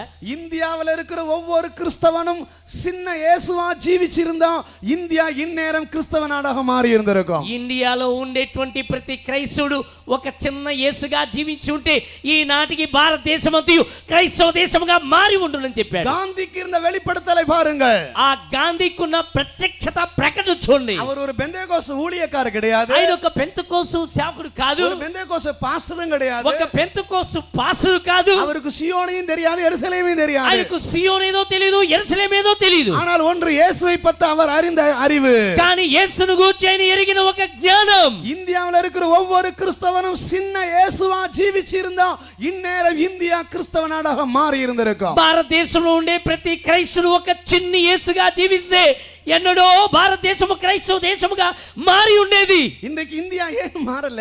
నేడెందుకు భారతదేశం మారలేదు? காரணம் காந்தியினுடைய அறிக்கையின்படி நானும் நீங்களும் தான் காரணம். కారణం ఏమిటంటే గాంధీజీ ఇచ్చింటుండే యొక్క స్టేట్మెంట్ చొప్పున మీరు నేను దానికి కారకులమై ఉన్నాము. நாம் ஒவ்வொருவர் சின்ன இயேசுவா ஜீவிச்சிருந்திருந்தோம். మనమందరం ఒక చిన్న యేసుగా ఈ లోకంలో జీవించుంటే, இவர் ஒரு சின்ன இயேசு, நான் ஒரு சின்ன இயேசு, எங்க சிஸ்டர்ஸ் எல்லாம் ஒரு சின்ன இயேசு, இங்க இருக்க பிரதர் நம்ம எல்லாரும் ஒரு சின்ன இயேசு. బ్రదర్ ఒక చిన్న యేసుగా, నేను ఒక చిన్న యేసుగా, ఇక్కడున్న సహోదరులందరూ చిన్న యేసుగా, ఇక్కడున్న సేవకుల సహోదరులందరూ చిన్న యేసుగా ఉన్నట్లయితే இந்நேர இந்தியா கிறிஸ்தவ நாடாக மாறி இருந்திருக்கும். ఈనాటికి మనకి భారతదేశము క్రైస్తవ దేశంగా మారి ఉండేది. இந்த தேச தந்தை பிதா காந்திக்கு இருந்த வெளிப்படுத்தலை பாருங்கள். అయితే ఈ దేశమిక పితామహుడు మహాత్మా గాంధీకి కలిగి ఉన్న ప్రత్యక్షం చూడండి. ஒவ்வொரு இயேசு அண்டை வந்தால் போதாது, మనము యేసు యొద్దకు వస్తే సరిపోదు, இயேசுவை போல மாற வேண்டும். యేసు వలె మనం మారాలి. வாஞ்சிக்கிறவங்க கரங்களை எத்தி ஸ்தோத்திரம் பண்ணுங்க. అలా ఆశించు వారందరూ చేతుల పైకెత్తి స్తోత్రం చెప్పుడి. சத்தம் கம்மியா இருக்குது. శబ్దము చాలా తక్కువగా ఉంది. எத்தனை பேருக்கு சின்ன இயேசுவை போல ஜீவிக்கணும்? ఎంతమంది ప్రతి ఒక్కరు చిన్న యేసుగా ఈ లోకంలో జీవించాలని కోరుకుంది? அவங்க மாத்திர கரங்களை எத்தி ஸ்தோத்திரம் பண்ணுங்க. వారు మాత్రం చేతుల పైకెత్తి గట్టిగా స్తోత్రించుడి. தோத்தரம் சோத்தரம் சோத்தரம் சோத்தரம் தோத்தரம் தோத்தரம் தோத்தரம் நல்ல முழுபலத்தோடு சோத்திரம் பண்ணுங்க. పూర్ణ బలముతో దేవుని స్తోత్రించుడి. தோத்தரம் சோத்தரம் சோத்தரம் சோத்தரம் சோத்தரம் தோத்தரம் தோத்தரம் தோத்தரம் ஹல்லேலூயா హల్లెలూయా. கர்த்தருக்கு ஸ்தோத்திரம். ప్రభువునకు స్తోత్రం. நாம் தேவனுடைய மகிமை கண்டால் போதாது, మనము దేవుని యొక్క మహిమను చూసే సరిపోదు. நாமே தேவனுடைய மகிமையாய் மாற வேண்டும். మనమే దేవుని యొక్క మహిమగా మారాలి. தேவனுடைய ராஜ்யத்தை கண்டால் போதாது, దేవుని యొక్క రాజ్యమును చూసే సరిపోదు. தேவனுடைய ராஜ்யத்துக்குள் பிரவேசிக்க வேண்டும். நாமே தேவனுடைய ராஜ்யமாக மாற வேண்டும். దేవుని యొక్క రాజ్యం మనం ప్రవేశించాలి. మనమే దేవుని యొక్క రాజ్యముగా మనం మారి తీరాలి. கர்த்தருடைய பரிசுத்த நாமத்துக்கு மகிமை உண்டாவதாக. ప్రభు యొక్క పరిశుద్ధ నామమునకు మహిమ కలుగును గాక. இயேசு வண்டை வந்தால் போதாது, యేసు యొద్దకు వస్తే సరిపోదు. இயேசுவை போல மாற வேண்டும்.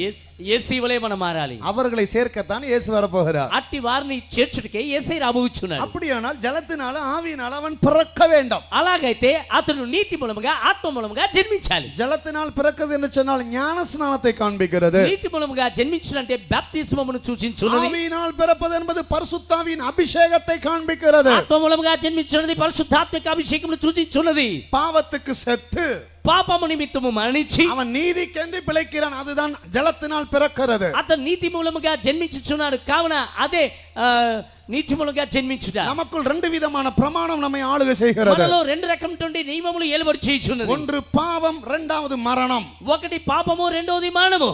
ரோமர் 8ஆம் அதிகாரம் 2ஆம் வசனத்துல வாசிக்கும் போது రోమిల్ రాసిన పత్రిక 8వ అధ్యాయము 2వ వచనం మనం இந்த చూసినట్లయితే பாவமும் மரணமும் ஒரு பிரமாணமாக மனிதனை ஆளுகை செய்கிறது. ఇట్టి పాపము మరణం అనేది రెండు ఒక నియమముగా మనుషుల్లో పని చేయుచున్నది. ஒரு பிரமாணமாய் அவனை ஆளுகை செய்கிறது. ఒక నియమముగా ఏలుబడి చేయుచున్నది. இந்த பாவத்தின் மூலமாக ஒரு பாவ சரீரம் அவனுக்குள் ఈ உருவாக்கப்பட்டிருக்கிறது. పాపము ద్వారా ఒక పాప శరీరం అతనిలో కలుగుచున్నది. இந்த மரண பிரமாணத்தின் மூலமாக அவனுக்குள்ள ஒரு மரண சரீரம் உருவாக்கப்பட்டிருக்கிறது. మరణ నియమము చొప్పున అతనిలో ఒక మానవ శరీరం అనేది ఏర్పడుచున్నది. வேதத்தில் 7 விதமான சரீரங்களை குறித்து சொல்லப்பட்டிருக்கிறது. బైబిల్ గ్రంథంలో 7 రకమైనటువంటి శరీరముల గురించి చెప్పబడి ఉన్నది. இந்த பாவ சரீரமும் இந்த மரண சரீரத்துக்கு அவன் மரித்து அதை களைந்து போட வேண்டும். అయితే ఈ పాప శరీరమును ఇక మానవ శరీరమును నిమిత్తము చనిపోయి దాన్ని పరిత్యజించాలి. ஞான ஸ்நானத்தின் மூலமாக బాప్తిజము మూలముగా அவன் பாவ சரீரத்தை அவன் களைந்து போடுகிறான். అతను తన యొక్క పాప శరీరమును చెరిపి వేయుచున్నాడు. மரண சரீரத்தை அவன் களைந்து போடுகிறான். మానవ శరీరమును అతను చెరిపి వేయుచున్నాడు. பரிசுத்தாவின் அபிஷேகத்தின் மூலமாக పరిశుద్ధాత్మిక అభిషేకము ద్వారా ஒரு మహిమயின் சரீரம் அவனுக்குள் உருவாக்கப்பட்டு கொண்டிருக்கிறது. మహిమ గల శరీరము అతనిలో రూపించబడుచున్నది. ஞான ஸ்நானம் என்பது ஒரு மரணம், இரண்டாவது ஒரு பிறப்பு. బాప్తిజం అనేది ఒక మరణము, రెండవదిగా అదొక పుట్టుక, இந்த జననము. கொந்தளிப்பு అమర్తப்படுகிறது. అయితే ఈ యొక్క సముద్రం యొక్క తుఫాను యొక్క ఉప్పెన அந்த తగ్గించబడుచున్నది. நாடின துறைமுகமாகிய தேவனுடைய ராஜ்யத்துக்குள் பிரவேசிக்க வேண்டுமானால் అయితే మనము చేరవలసిన కోరవలసిన ఆ యొక్క రేవుకు వెళ్ళి మనం వెళ్ళి చేరాలంటే அவனுடைய அந்த சமுத்திரத்தின் கொந்தளிப்பு அமர்த்தப்பட ఆ வேண்டும். సముద్రం యొక్క తుఫాను నిమ్మలించబడాలి. துன்மார்க்கரோ கொந்தளிக்கிற கடலை போல் இருக்கிறார்கள். దుర్మార్గులైతే ఉప్పొంగేటువంటి సముద్రం వలె ఉన్నారు. ஏசாயா 57ஆம் அதிகாரம் 20ஆம் வசனத்தை வாசிக்கும் போது యెషయా గ్రంథము 57వ అధ్యాయము 20వ వచనం మనం చూసినట్లయితే அங்கே துன்மார்க்கனுடைய ஜீவியத்தை கொந்தளிக்கிற சமுத்திரத்துக்கு ஒப்பிட்டு சொல்லப்பட்டிருக்கிறது. అక్కడ దుర్మార్గుని యొక్క జీవితాన్ని ఉప్పొంగేటువంటి సముద్రంతో పోల్చబడి మాట్లాడబడింది. வாசிங்க. చదవండి. భక్తిహీనులు కదలుచున్న సముద్రము వంటి వారు, అది నిమ్మలింపనేరదు. దాని జలములు బురదను మైలను పైకి వేయును. துன்மார்க்கரோ கொந்தளிக்கும் கடலை போல் இருக்கிறார்கள். அது அமர்ந்திருக்க கூடாமல் அதன் ஜலங்கள் சேற்றையும் அழுக்கையும் கரையில் ஒதுக்குகிறது. துன்மார்க்கரோ கொந்தளிக்கிற கடலை போல் இருக்கிறார்கள். దుర్మార్గులైతే ఉప్పొంగేటువంటి సముద్రం వలె ఉన్నారు. வேதம் யாரை துன்மார்க்கன் என்று அடையாளம் காட்டுகிறது. అయితే బైబిల్ గ్రంథము ఎవరిని చూచి దుర్మార్గులని మనకు గుర్తించుచున్నది. இந்த பாவமும் மரணமும் இந்த பிரமாணம் நம்மை ஆளுகை செய்யும் போது ఈ పాపము మరణం అంటుండి ఈ నియమము మనల్ని ఏలుబడి చేయుచుండగా நமக்குள்ள ஒரு பாவ சரீரம், ஒரு மரண சரீரத்தை நம்மை துன்மார்க்கனாக மாற்றுகிறது. అయితే మనలో ఉండేటువంటి పాప శరీరమును ఇక మన శరీరమును మనల్ని యొక్క దుర్మార్గులుగా తీర్చుచున్నది. நம்மை நிர்பந்தமான மனிதனாக மாற்றுகிறது. మనలను నిర్బంధింపబడిన మనుషులుగా మార్చుచున్నది. நமக்குள் வாசமாய் இருக்கிற பாவம் நம்மை ஒரு நிர்பந்தமான மனிதனாக மாற்றுகிறது. మనలో ఉండేటువంటి పాపం అనేది మనల్ని నిర్బంధించిన మనుషులుగా మనల్ని తీర్చుచున్నది. இந்த பாவத்துக்கு அவன் சாக வேண்டும். ఈ పాపమునకై అతడు మరణించాలి. ஞான ஸ்நானத்தின் மூலமாக இந்த பாவத்துக்கு அவன் செத்து நீதிக்கென்று அவன் பிழைக்கிறான். అయితే బాప్తిజం ద్వారా పాపము నిమిత్తం చనిపోయి నీతి నిమిత్తం అతడు తిరిగి జన్మించుచున్నాడు. ரோமர் 6ஆம் அதிகாரத்தை நான் வாசிக்கும் போது రోమిలకు రాసిన పత్రిక 6వ అధ్యాయాన్ని మనం చదివినట్లయితే அங்கே சொல்லப்பட்டிருக்கிறது பாவத்துக்கு செத்து நீதிக்கென்று பிழைக்கும்படியாக என்று சொல்லப்பட்டிருக்கிறது. అక్కడ చెప్పబడింది పాపం నిమిత్తం మనం చనిపోయి నీతి నిమిత్తం మనము తిరిగి జన్మించుచున్నామని. கர்த்தருடைய பரிசுத்த நாமம் மகிமைப்படுவதாக. ప్రభు యొక్క పరిశుద్ధ నామం మహిమ కలుగును గాక. 6ஆம் அதிகாரம் 11ஆம் வசனத்தை வாசிக்கும்போது 6వ అధ్యాయము 11వ వచనం మనం చదివినట్లయితే வாசிங்க. చదవండి. అటువలే మీరును పాపము విషయమై మృతులుగాను దేవుని విషయమై క్రీస్తు యేసునందు సజీవులుగాను మిమ్మల్ని మీరే ఎంచుకొనుడి. அப்படி நீங்களும் உங்களை பாவத்திற்கு மரித்தவர்களாகவும் நம்முடைய கர்த்தராகிய இயேசு கிறிஸ்துவுக்குள் தேவனுக்கென்று பிழைத்திருக்கிறவர்களாகவும் எண்ணிக்கொள்ளுங்கள். கர்த்தருக்கு ஸ்தோத்திரம். ప్రభువునకు స్తోత్రము. இந்த பாவத்துக்கு மரித்தவர்களாக எண்ணிக்கொள்ளக்கூடிய ஒரு கிருபை ஞான ஸ்நானத்தின் மூலமாக கிடைக்கிறது. పాపం విషయమై మృతులుగా మనము ఎంచేటువంటి ఒక కృప మనకు బాప్తిజం ద్వారా మనకు లభించుచున్నది. பாவத்துக்கு அவன் மரிக்கிறான், పాపముకై అతడు మరణించుచున్నాడు, நீதிக்கென்று பிழைக்கிறான், నీతికై అతడు జన్మించుచున్నాడు. ஜலத்தினால் பிறக்கிற ஒரு அனுபவத்தை காண்பிக்கிறது. నీతి మూలముగా మనము జన్మించే ఒక అనుభవాన్ని మనం చూడగలము. இந்த பாவம் என்பது ஒரு கொடூரமான ஒரு வல்லமை. ఈ పాపం అనేది ఒక భయంకరమైనటువంటి ఒక శక్తి కలిగింది. கர்த்தருக்கு ஸ்தோத்திரம். ప్రభు నామ స్తోత్రము. இன்னும் இந்த வேதம் பாவத்தை பல விதத்தில் பிரித்து பிரித்து சொல்லுகிறது. ఈ బైబిల్ గ్రంథము పాపమును పలు రకాలుగా విభజించి చెప్పుచున్నది. இந்த கொந்தளிப்பு, இந்த பாவம் நம்மை விட்டு நீக்கப்படாத பட்சத்தில், ఇట్టి క్రూరమైన పాపము మనల నుండి తొలగించబడకున్నట్లయితే நம்முடைய வாழ்க்கை பிரயாணமாகிய கப்பல் அந்த நாடின துறைமுகமாகிய தேவனுடைய ராஜ்யத்தை நோக்கி முன்னேற முடியாது. మన యొక్క జీవిత ప్రయాణం అంటుండే యొక్క ఓడ మనము చేరుకోవలసిన యొక్క రేవుకు వెళ్ళి చేరుకోదు. கொந்தளிக்கிற சமுத்திரத்தில் கப்பல் பிரயாணம் பண்ணவே முடியாது. తుఫానుగల యొక్క సముద్రంలో ఓడ ప్రయాణము చేయలేదు. அது பிரயாணம் பண்ணுமானால் ఒకవేళ అది ప్రయాణము చేసే கப்பல் கவிழ்ந்து விடும், ఓడ తలక్రిందులుగా బోర్ల చేయబడును. கர்த்தருடைய பரிசுத்த நாமம் மகிமைப்படுவதாக. ప్రభు యొక్క పరిశుద్ధ నామమును మహిమ కలుగును గాక. இந்த பாவம் என்கிற எபிரேய பாஷையிலே கிரேக்க பாஷையிலே கிட்டத்தட்ட 15 வார்த்தைகள் கொடுக்கப்பட்டிருக்கிறது. ఈ పాపం అనే పదమునకు గ్రీకు భాషలోను హెబ్రీ పదంలో దాదాపు 11 రకమైనటువంటి భావం చెప్పబడి ఉన్నవి. தமிழ்ல பாவம் பாவம் சொல்றோம், இங்கிலீஷ்ல சின்னு சின்னுன்னு சொல்றோம். తమిళంలో పాపము పాపము పాపమని, ఆంగ్లంలో సిన్ సిన్ సిన్ అని చెప్పబడి ఉన్నది. ஆனா எபிரேய பாஷையிலே கிரேக்க பாஷையிலே அப்படி இல்லை. కానీ హెబ్రీ భాషలోను గ్రీకు భాషలోను అలాగూ చెప్పలేదు. பழைய ஏற்பாடு எபிரேய பாஷையிலிருந்து மொழிபெயர்க்கப்பட்டது. అయితే పాత నిబంధన హెబ్రీ భాషలో నుండి భాషాంతరము చేయబడింది. புதிய ஏற்பாடு கிரேக்க பாஷையிலிருந்து மொழிபெயர்க்கப்பட்டது. కొత్త నిబంధన గ్రీకు భాషలో నుండి భాషాంతరము చేయబడింది. இதனுடைய மூல பாஷைகளை நாம் பார்க்கும்போது దీనికి మూల భాషలో గనుక మనం చూసినట్లయితే முதலாவது 1 தீமோத்தேயு 1ஆம் அதிகாரம் 15ஆம் வசனத்தை வாசிக்கும்போது మొట్టమొదటిగా మొదటి తిమోతి 1వ అధ్యాయము 15వ వచనం మనం చూసినట్లయితే பாவிகளை ரட்சிக்க கிறிஸ்து இயேசு உலகத்துக்கு வந்தார். అయితే పాపులను రక్షించుటకు ప్రభువైన యేసు క్రీస్తు ఈ లోకముకు వచ్చెను. இந்த வார்த்தை எல்லா உண்மைக்கும் அங்கீகரிப்புக்கும் பாத்திரமானது. అయితే ఈ యొక్క వాక్యము అన్ని విషయంలో అన్నిటికీ సత్యములకై ఇది అంగీకరించబడిను. இந்த இடத்துல பாவிகள் என்கிற இந்த வார்த்தைக்கு అయితే ఈ స్థలమందు పాపులు అని చెప్పబడుతున్న ఈ மூல మాటకు பாஷையில ஹமோடோலோஸ் என்று சொல்லப்பட்டிருக்கிறது. మూల భాషలో హమోటోలస్ అని చెప్పబడింది. இந்த கிரேக்க பாஷையில ஹமோடோலோஸ் என்கிற இந்த வார்த்தை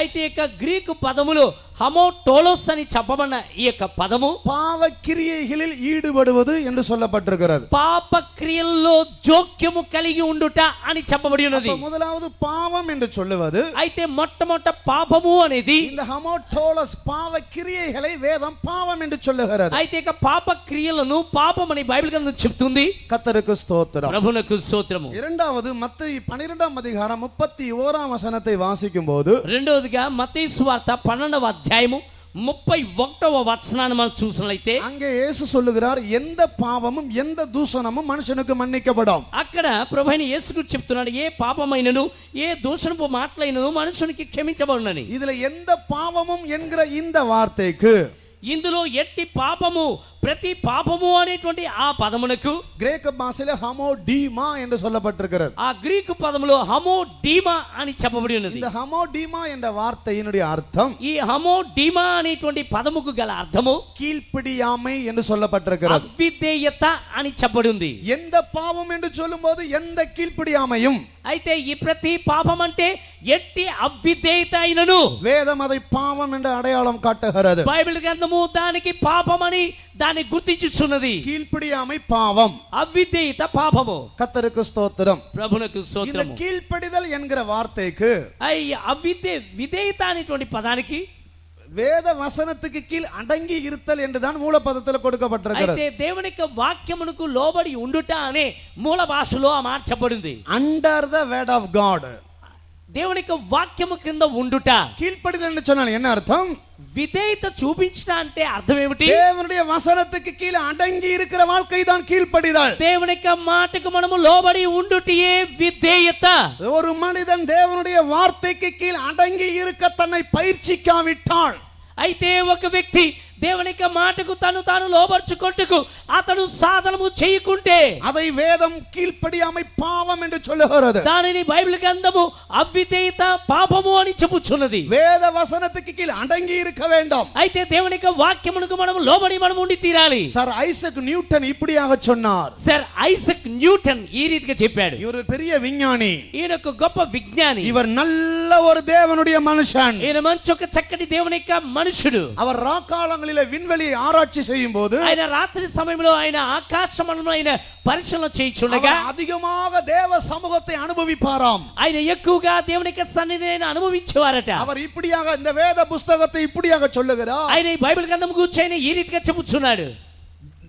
இந்த வேதம் this is a God's law book என்று சொன்னார். இது தேவனுடைய சட்ட புஸ்தகம். ఇది దేవుని యొక్క చట్ట పుస్తకం, ఇంకా చెప్పాలంటే న్యాయ శాసనం అని చెప్పుచున్నాడు. God's law book என்று சொன்னார். ఇది దేవుని యొక్క న్యాయ శాసనపు గ్రంథం అంటున్నారు. ஒரு மனிதன் எப்படி ஜீவிக்க வேண்டும் என்பதை இந்த வசனம் அவனுக்கு எடுத்து சொல்லுகிறது. ఒక మనుషుడు ఏ రీతిగా జీవించాలన్న విషయాన్ని ఈ వాక్యం ఒక మనుషుడికి ఎత్తి చాటుచుంది. கர்த்தருடைய பரிசுத்த நாமம் மகிமைப்படுவதாக. ప్రభు యొక్క పరిశుద్ధ నామమున మహిమ కలుగును గాక. இந்த సర్ ఐజక్ న్యూటన్ மிகவும் பிரபலமான ஒரு விஞ்ஞானி. సర్ ఐజక్ న్యూటన్ గొప్ప పేరుగాంచినటువంటి ఒక విజ్ఞాని. விஞ்ஞானத்தின் அடிப்படை விதிகளை வித்திட்டவர்களில் இவரும் ஒருவர். అయితే విజ్ఞానంలో యొక్క మూల ఆధారమైనటువంటి పద్ధతులను విడిచిపెట్టిన వాడు ఈయనొకడు. அவர் சொன்ன சில காரியங்களை சொல்ல வாஞ்சிக்கிறேன். ఆయన చెప్పిన కొన్ని మాటలు నేను మీకు தேச చెప్పాలనుకుంటున్నాను. தலைவர்களும் அரசியல்வாதிகளும் மனுஷரால் ஏற்படுத்தப்பட்டவர்கள். దేశ నాయకులను రాజకీయ నాయకులను మనుషుల చేత ఏర్పరచబడేవారు. ஆனால் அப்போஸ்தலரும் தீர்க்கதரிசிகளுமோ தேவனால் அனுப்பப்பட்டவர்கள். కానీ అపోస్తలులు ప్రవక్తలైతే దేవుని చేత పంపబడిన వారు. அவர்களுடைய சுவிசேஷத்தை அழிப்பதற்கு இந்த பூமியில் எந்த வல்லமையால முடியாது என்று அவர் சொன்னார். అయితే వారి యొక్క సువార్తను నాశనము చేయుటకు ఈ భూలోకమందు ఎట్టి శక్తికి ఎట్టి బలము లేదని చెప్పాడు. హల్లెలూయా. హల్లెలూయా. கர்த்தருடைய பரிசுத்த நாமத்துக்கு மகிமை ప్రభు యొక్క உண்டாவதாக. పరిశుద్ధ నామ స్తోత్రము. நாம் நாடின துறைமுகத்தை போய் சேர வேண்டும். మనము చేరవలసిన అనగా కోరుకొనిన ఆ రేవునకు వెళ్ళి చేరవలెను. கொந்தளிப்பு அமர்த்தப்பட வேண்டும். సముద్రం యొక్క తుఫాను నిమ్మలించబడవలెను. எல்லா பாவ கிரிகளிலிருந்து விடுதலையாக்கப்பட வேண்டும். ప్రతి పాపపూరితమైన క్రియలను మనము విడుదల పొందవలెను. கீழ்ப்படியாமையாகிய அதிலிருந்து வெளியே வர வேண்டும். ప్రతి అవిధేయత నుండి మనం బయటికి రావలెను. வேத வசனத்துக்கு கீழ் அடங்கி இருக்க வேண்டும். దేవుని యొక్క వాక్యం మనము లోబడి ఉండవలెను. இல்லாவிட்டால் அது பாவம். లేకుంటే అది పాపము. அந்த பாவம் கொந்தளிக்கும். ఆ పాపము ఉప్పొంగును. இளைப்பாறுதல் இருக்காது. విశ్రాంతి ఉండదు. நாடின துறைமுகத்தை போய் சேர முடியாது. మనము కోరుకోవలసిన రేవునికి వెళ్ళి చేరలేము. வேத வசனத்துக்கு கீழ் அடங்கி இருக்கிற வாழ்க்கை தான் கீழ்ப்படிதல். దేవుని యొక్క వాక్యమునకు లోబడి ఉండేటువంటి జీవితమే విధేయత. தேவனுடைய வார்த்தைக்கு கீழ் அடங்கி இல்லாவிட்டால் దేవుని యొక్క వాక్యానికి మనం లోబడి ఉండకపోతే அதுவே பாவம். అదే పాపము. அது கீழ்ப்படியாமையாகிய பாவம். అది అవిధేయత అనేటువంటి పాపము. ஏதேன் தோட்டத்திலே ఏదైనా తోటలో ஆதாமும் ஏவாளும் தேவனுடைய வார்த்தைக்கு கீழ் அடங்கி இருந்த வரைக்கும் ఆదాము అవ్వలు దేవుని యొక్క మాటకు లోబడి ఉండేంత వరకు தேவன் தோட்டம் அவர்களை ஏற்றுக்கொண்டது. ఏదేను తోటను వారు చేర్చుకుని, தேவ சமூகம் அவர்களை ஏற்றுக்கொண்டது. దేవుని యొక్క సన్నిధి వారిని చేర్చుకుని, தேவ சமூகம் அவர்களை அங்கீகரித்தது. దేవుని యొక్క సన్నిధి వారిని అంగీకరించెను. தேவனுடைய ஆசீர்வாதம் அவர்களை ஏற்றுக்கொண்டது. దేవుని యొక్క ఆశీర్వాదం వారిని అంగీకరించెను. என்றைக்கு தேவனுடைய வார்த்தைக்கு கீழ் அடங்கி இருக்கிற ஜீவியத்தை விட்டு வெளியே வந்தார்களோ, ఎన్నడైతే దేవుని యొక్క మాటకు లోబడి ఉండేటువంటి జీవితం నుండి వారు బయటకు వచ్చారు, அன்றைக்கு ஏதேன் தோட்டம் அவர்களை வாந்தி பண்ணி விட்டது. ఆ దినానే ఏదేను తోట వారిని వాంతికి కక్కివేసి தேவ சமூகத்திலிருந்து துரத்தப்பட்டார்கள். దేవుని యొక్క సన్నిధిలో నుండి వారు వెళ్ళగొట్టబడిరి. மனிதன் தன்னுடைய வாழ்க்கையை தேவனுடைய வசனத்துக்கு கீழ் அடங்கி இருக்க பயிற்சிக்காவிட்டால், అయితే మనుషుడు గనక దేవుని యొక్క వాక్యమునకు లోబడినట్టు తన యొక్క జీవితాన్ని గనక అభ్యాసము చేసుకోనకపోయినట్లయితే அவன் தேவ சமூகத்தை விட்டு துரத்தப்படுவான். అతడు దేవుని యొక్క సన్నిధి నుండి అతడు వెళ్ళగొట్టబడును. வானத்தின் கீழே, ఆకాశము క్రింద, பூமியின் மேலே భూమికి పైన ஒரு மனிதன் தேவனுடைய வார்த்தைக்கு கீழ் அடங்கி இருக்க பயிற்சிக்காவிட்டால், ఒక మనుషుడు దేవుని యొక్క మాటకు లోబట్టుకి తాను అభ్యాసము చేసుకోకపోతే, இந்த ஜீவனுள்ள தெய்வத்தினுடைய வார்த்தைக்கு கீழ் அடங்கி இருக்க தன்னை பயிற்சிக்காவிட்டால், ఈ జీవము కలిగిన దేవుని యొక్క వాక్యానికి తాను మనం లోబర్చుకోవటకై అలవర్చుకోకపోతే ஒரு நாள் தேவ சமூகம் அவனை வாந்தி பண்ணாம். ఒక దినము దేవుని యొక్క సన్నిధి వానిని వాంతికి చేయను. ஒரு நாள் தேவ சமூகத்தை விட்டு துரத்தப்படுவான். ఒక దినము దేవుని యొక్క సన్నిధి నుండి వాడు గెంటి వేయబడును. தேவனுடைய வார்த்தைக்கு கீழ் அடங்கி இருப்போமாக. దేవుని యొక్క వాక్యానికి మనం లోబడి ఉందుము. ஒரு தேவனுடைய மனுஷன் காலையிலே பைபிள் வாசித்துக்கிட்டு இருந்தார். ఒక దైవజనుడు ఉదయాన్నే బైబిల్ చదువుతూ ఉండేడు. ఒక చక్కటి ఒక అయ్యగారు அதிகாலை ரொம்ப நேரம் பைபிள் வாசித்துக்கிட்டே இருந்தார். ఉదయాన చాలాసేపు బైబిల్ చదువుతున్నట్ట. அப்ப வேலைக்காரங்க வந்து கேட்டாங்க, అప్పుడు పనులు వచ్చి అడిగారంట, ஐயா இவ்வளோ நேரம் வாசிக்கிட்டே இருக்கீங்களே, எங்களுக்கு செய்ய வேண்டிய வேலையை எங்களுக்கு சொல்லுங்க. అయ్యా ఇంతసేపు మీ బైబిల్ చదువుతూ కూర్చుంటే మాకు చెప్పవలసిన పని చెప్పండి అయ్యా అని అడిగారు. அந்த ஐயா அந்த வேலைக்காரருக்கு என்ன பதில் கொடுத்தார் தெரியுமா? అప్పుడు ఆ పెద్దయ్య గారు పనివాళ్ళని చూసి ఏమని జాబ్ ఇచ్చారో తెలుసా? நான் வேதத்தை வாசித்துக்கிட்டே இருக்கிறேன், నేను బైబిల్ని చదువుతూ ఉన్నాను. ஏதாவது வசனத்துக்கு நான் கீழ்ப்படியாம காட்டி இருக்கிறேனா? ఏదైనా వాక్యానికి నేను అవిధేయత చూపించానా? எந்த வசனத்தின்படியாவது நான் ஜீவிக்காம இருந்திருக்கிறேனா? ఏ వాక్యము చొప్పున నేను జీవించక నేను మానేశానా என்று நான் ஆராய்ந்து பார்த்து கொண்டே இருக்கிறேன் అని నేను పరిశీలన చేస్తున్నాను. எவ்வளவு அழகான ஒரு ஜீவியம் பாருங்கள். ఎంత చక్కటి ఒక జీవితమో చూడండి. இயேசு சொன்னார், యేసయ్య చెప్పాడు, நான் யாரை நியாயம் தீர்ப்பதில்லை, నేను ఎవరిని న్యాయము తీర్చను గాని நான் சொன்ன வசனமே அவர்களை நியாயம் தீர்க்காம். నేను చెప్పిన ఈ వాక్యములే వారిని న్యాయము తీర్చును. ஒன்று இந்த வசனம் உன்னை ரட்சிக்க வேண்டும், ఒకటి ఈ వాక్యము నిన్ను రక్షించాలి, ஒன்று இந்த சுவிசேஷம் உன்னை ரட்சிக்க வேண்டும், ఒకటి ఈ సువార్త నిన్ను రక్షించాలి, அல்லது இந்த சுவிசேஷம் உன்னை நியாயம் தீர்க்க లేక வேண்டும். ఈ సువార్త నిన్ను న్యాయము తీర్చవలెను. இயேசு என்ன சொன்னார்? యేసు ఏమని చెప్పాను? நான் யாரையும் நியாயம் தீர்ப்பதில்லை, నేను ఎవరిని న్యాయము తీర్చును, நான் சொன்ன வசனமே அவனை நியாயம் தீர்க்கும். నేను సెలవిచ్చిన మాటే వానిని న్యాయము తీర్చును. ஒருத்தருக்கு பரலோகத்துக்கு நரகத்தினுடைய காட்சி உண்டானது. ఒకనికి పరలోకము నరకం యొక్క ఆ యొక్క దృశ్యాలు అతనికి దర్శనం వచ్చాడు. நரகத்துக்கு போகும்போது నరకాన్ని వెళ్ళేటప్పుడు ஒரு வசனம் வந்து முன்னால நிக்கும். ఒక వాక్యం వచ్చి ముందు నిలబడును. இவன் இந்த வசனத்தின்படி நியாயம் தீர்க்கப்படுகிறான். ఇతడు ఈ వాక్యము చొప్పున న్యాయము తీర్చబడుచున్నాడు. இப்படிதான் அந்த தரிசனத்துல உண்டானது. ఇలాగునే ఆ యొక్క దర్శనంలో కలిగింది. இவன் மூடனே என்று சொன்னான், ఇతడు మూడు భక్తిహీనుడు అని చెప్పడు. నేను எரி நரகத்துக்கு பாத்திரவான். వీడు ఆ యొక్క మండుచున్న నరకమునకు పాత్రుడు. ஒண்ணு இல்ல, நான் இந்த பிரதரை ఏమీ లేక ఈ సహోదరుని சொல்லிட்டா எனக்கு நரகத்துக்கு டிக்கெட் ரெடி. పెద్దుడు అనగా సుంట అని చెప్తే చాలు, నేను నరకమునకు వెళ్ళటకు నాకు పైన చీటీ రెడీయే. நான் பெரிய பாவம் ஒண்ணு செய்ய నేను வேண்டாம், గొప్ప పాపం ఏమి చేయనవసరం లేదు. இவரை மூடனேன்னு சொல்லிட்டா போதும். ఇతని బుద్ధిహీనుడా చెప్తే చాలు. நரகத்துக்கு போறதுக்கு பாஸ்போர்ட் விசா எல்லாம் ஃப்ரீயா అయితే கிடைக்கும். నరకానికి వెళ్ళటకు పాస్పోర్ట్ వీసా అన్ని సిద్ధంగా ఉన్నట్టే. தேவன் தம்முடைய வசனத்தின்படி நியாயம் தீர்க்கிறார். దేవుడు తన యొక్క వాక్యము చొప్పున ఆయన న్యాయము తీర్చున్నాడు. இது தேவத்தினுடைய சட்ட புஸ்தகம். ఇది దేవుని యొక్క న్యాయ శాసనపు గ్రంథము. இந்திய தேசத்தை எப்படி ஆளுகை செய்கிறார்கள்? భారతదేశమును ఏ రీతిగా వారు ఏలుబడి చేయుచున్నారు? இந்தியாவில் அரசியல் சட்டம் இருக்கிறது. భారతదేశం యొక్క రాజ్యాంగం యొక్క శాసనాలు ఉన్నాయి. இந்திய தேசம் அதுக்கு கீழ்ப்படிகிறது. భారతదేశం యొక్క శాసనాలకు లోబడుచున్నది. அதற்கு கீழ்ப்படியாதவனை అయితే ఆ యొక్క చట్టము శాసనములకు లోబడిన వాడిని ஈபிகோ 366 படி ఈపికో 366 చొప్పున இவனை நாங்கள் சிறை தண்டனைப்படுகிறோம். ఇతని మేము చెరసాల్లో మేము దండించబోచున్నాము. ஈபிகோ 540 படி ఈపికో 540 చొప్పున இவரை நாங்கள் தூக்கு தண்டனை இடுகிறோம். ఇతని మేము ఉరి శిక్ష విధించుచున్నాము. அந்த தண்டனை கொடுக்கும்போது எந்த இடத்துல சட்டம் இருக்குன்னு அவன் சொல்லணும். అయితే అతనికి ఆ యొక్క దండన శిక్ష విధించేటప్పుడు ఆ యొక్క చట్టము శాసనము ఎక్కడ ఉందనే ఆ యొక్క న్యాయ శాసనంలో చెప్పాలి. சும்மா தூக்கி ஜெயில போட முடியாது. ఉత్తుతినే తీసి చెరసాల పడవేయలేదు. சட்டத்தை சொல்லுவாங்க. ఆ యొక్క చట్టాన్ని చెప్తారు. இந்த விதியின்படி అయితే ఈ విధి చొప్పున இவர் மீறிட்டார், ఈ శాసనం చొప్పున ఇతను అతిక్రమించాడు, ఇతను మేము శిక్షిస్తున్నాం. உலகமே அப்படி இருக்குமானால் లోకమే ఆ రీతిగా ఉన్నట్లయితే பரலோகத்தின் தேவன் எப்படிப்பட்டவர்? అయితే పరలోకమందున దేవుడు ఎటువంటి వాడు? பரலோக ராஜ்யம் అయితే எப்படிப்பட்டது? పరలోక రాజ్యం ఎటువంటిది? இதோ அந்த ராஜ்யத்தின் சட்டம் எங்கள் கையில் ఇదిగో இருக்கிறது. ఆ రాజ్యం యొక్క చట్టం యొక్క శాసన గ్రంథము మన చేతిలో ఉన్నది. இது தெய்வத்தினுடைய சட்ட புஸ்தகம். ఇది దేవుని యొక్క శాసనపు గ్రంథము. இந்த சட்டத்தை மீறும் போது, అయితే ఈ శాసనాలు మనం అతిక్రమించేటప్పుడు, இந்த வேத வசனத்துக்கு கீழே அவன் அடங்கி இருக்க பயிற்சிக்காத போது, అయితే ఈ దేవుని యొక్క వాక్యముకు లోబడి ఉండుటకు తాను అభ్యాసము చేసుకోక పోయినట్లయితే அவனுடைய கப்பல் உடைக்கப்படும். తన యొక్క ఓడ బద్దలు చేయబడు. அக்கினி கடலில் அவன் முழுகுவான். అతడు అగ్ని సముద్రంలో మునిగిపోవును. அவன் நாடின துறைமுகமாக பரலோக ராஜ்யத்துக்கு போக முடியாது. అతడు కోరుకోవలసిన పరలోక రాజ్యం ఉంటుంటే రేవునికి వెళ్ళి చేరలేడు. நாம் நாடின துறைமுகத்தை போய் சேர வேண்டும். అయితే మనం కోరుకోవలసిన రేవునికి వెళ్ళి చేరాలంటే கொந்தளிப்பு அமர்த்தப்பட வேண்டும். సముద్రంలో ఉన్న తుఫాను నిమ్మలించబడవాలి. பாவம் நீக்கப்பட வேண்டும். పాపము తొలగి తొలగించబడవాలి. பாவ கிரியைகள், முதலாவது பாவம் பாவ கிரியைகளை காட்டுகிறது. మొదటిగా పాపం అనేది పాపం యొక్క క్రియలను సూచిస్తున్నది. ஹமோடோலஸ் என்று சொல்லப்பட்டிருக்கிறது. కమోటోలస్ అని చెప్పబడింది. இதிலிருந்து விடுதலையாக்கும்படியாக தான் இயேசு இரட்சகராக அந்த பூமிக்கு வந்தார். ఇందులో నుండి విడిపించడానికి ప్రభువైన యేసుక్రీస్తు రక్షకుడుగా ఈ లోకానికి వచ్చెను. பாவிகளை ரட்சிக்க கிறிஸ்து இயேசு உலகத்துக்கு வந்தார். పాపులను రక్షించుటకు క్రీస్తు యేసు ఈ లోకముకు వచ్చెను. ஹமோடோலஸ் కమోటోలస్ எல்லா பாவக்கிரியிலிருந்து மனிதனை விடுதலையாக்க முடியாது. సమస్త పాపక్రియల నుండి మనుషుని విడుదల చేయుటకై, அந்த கொந்தளிப்பை அமர்த்தும்படியாக ఆ సముద్ర యొక్క తుఫాన్ని నిమ్మలపరచుటకై இரட்சகராக இந்த பூமிக்கு இறங்கி வந்தார். రక్షకుడుగా ఈ భూమికి దిగి వచ్చెను. அதே இரட்சகர் இந்த குடிவாடா பட்டணத்தை சுற்றி கொண்டிருக்கிறார். అదే రక్షకుడు ఈ గుడివాడ పట్టణంలో ఆయన సంచారము చేయుచున్నాడు. அதே இரட்சகர் இந்த மைதானத்தில் உலாவிக் கொண்டிருக்கிறார். అదే రక్షకుడు ఈ ప్రాంగణంలో ఆయన సంచారము చేయుచున్నాడు. பாவி பாவக்கிரியிலிருந்து விடுதலையாக்க முடியாக, ప్రతి పాపి యొక్క పాపక్రియల నుండి విడిపించుటకై, அந்த கொந்தளிப்பை அமர்த்தும்படியாக, ఆ సముద్రిక తుఫాన్ని నిమ్మలపరచుటకై, அவனை நாடின துறைமுகத்துக்கு கொண்டு போய் சேர்க்க முடியாக, అతడు కోరుకోవలసిన రేవుడికి వెళ్ళి చేర్చుటకై. ஹல்லேலூயா. హల్లెలూయా.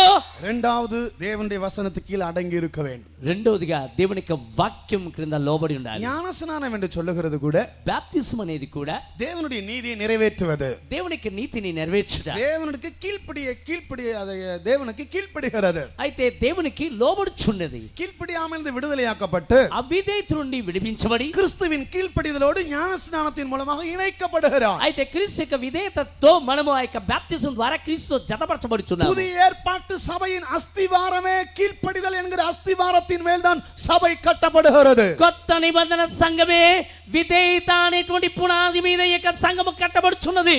கீழ்ப்படிதல் என்கிற அஸ்திவாரத்தின் மேல்தான் தெய்வத்தினுடைய புதிய ஏற்பாட்டு சபை கட்டப்பட்டு வருகிறது. విధేయత అనేటువంటి పునాది మీద దేవుని యొక్క కొత్త నిబంధన సంఘం అనేది కట్టబడుచున్నది. அது என்ன கீழ்ப்படிதல்?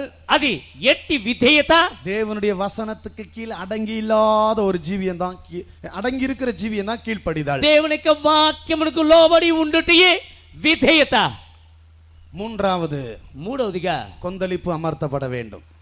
సముద్రం యొక్క తుఫాను నిమ్మలించబడాలి. மூன்றாவது பாவம் என்று வேதம் எதை சொல்லுகிறது? మూడవదిగా పాపం అని బైబిల్ గ్రంథం దేన్ని చెప్పుచున్నది? யோவான் 5ஆம் அதிகாரம் 14ஆம் வசனத்தை வாசிக்கும் போது, యోహాను సువార్త 5వ అధ్యాయము 14వ వచనాన్ని మనం చదివినట్లయితే, இயேசு 38 வருஷமாய் வியாதியாய் இருந்த ஒரு மனிதனை சுகமாக்கினார். యేసు 38 సంవత్సరాలుగా వ్యాధిగ్రస్తుగా ఉన్న ఒక వ్యక్తిని స్వస్థపరిచెను. கர்த்தருக்கு ஸ்தோத்திரம். ప్రభువునకు స్తోత్రము. சுகமான பிறகு అతడు స్వస్థపరచబడిన తర్వాత இயேசு ஒரு நாள் அவனை தேவனுடைய ஆலயத்தில் கண்டார். యేసు ఒక దినాన అతని దేవుని యొక్క ఆలయంలో చూచెను. வாசிங்க, చదవండి. 5ஆம் அதிகாரம் 14ஆம் వచనం. 5వ అధ్యాయము 14వ వచనం.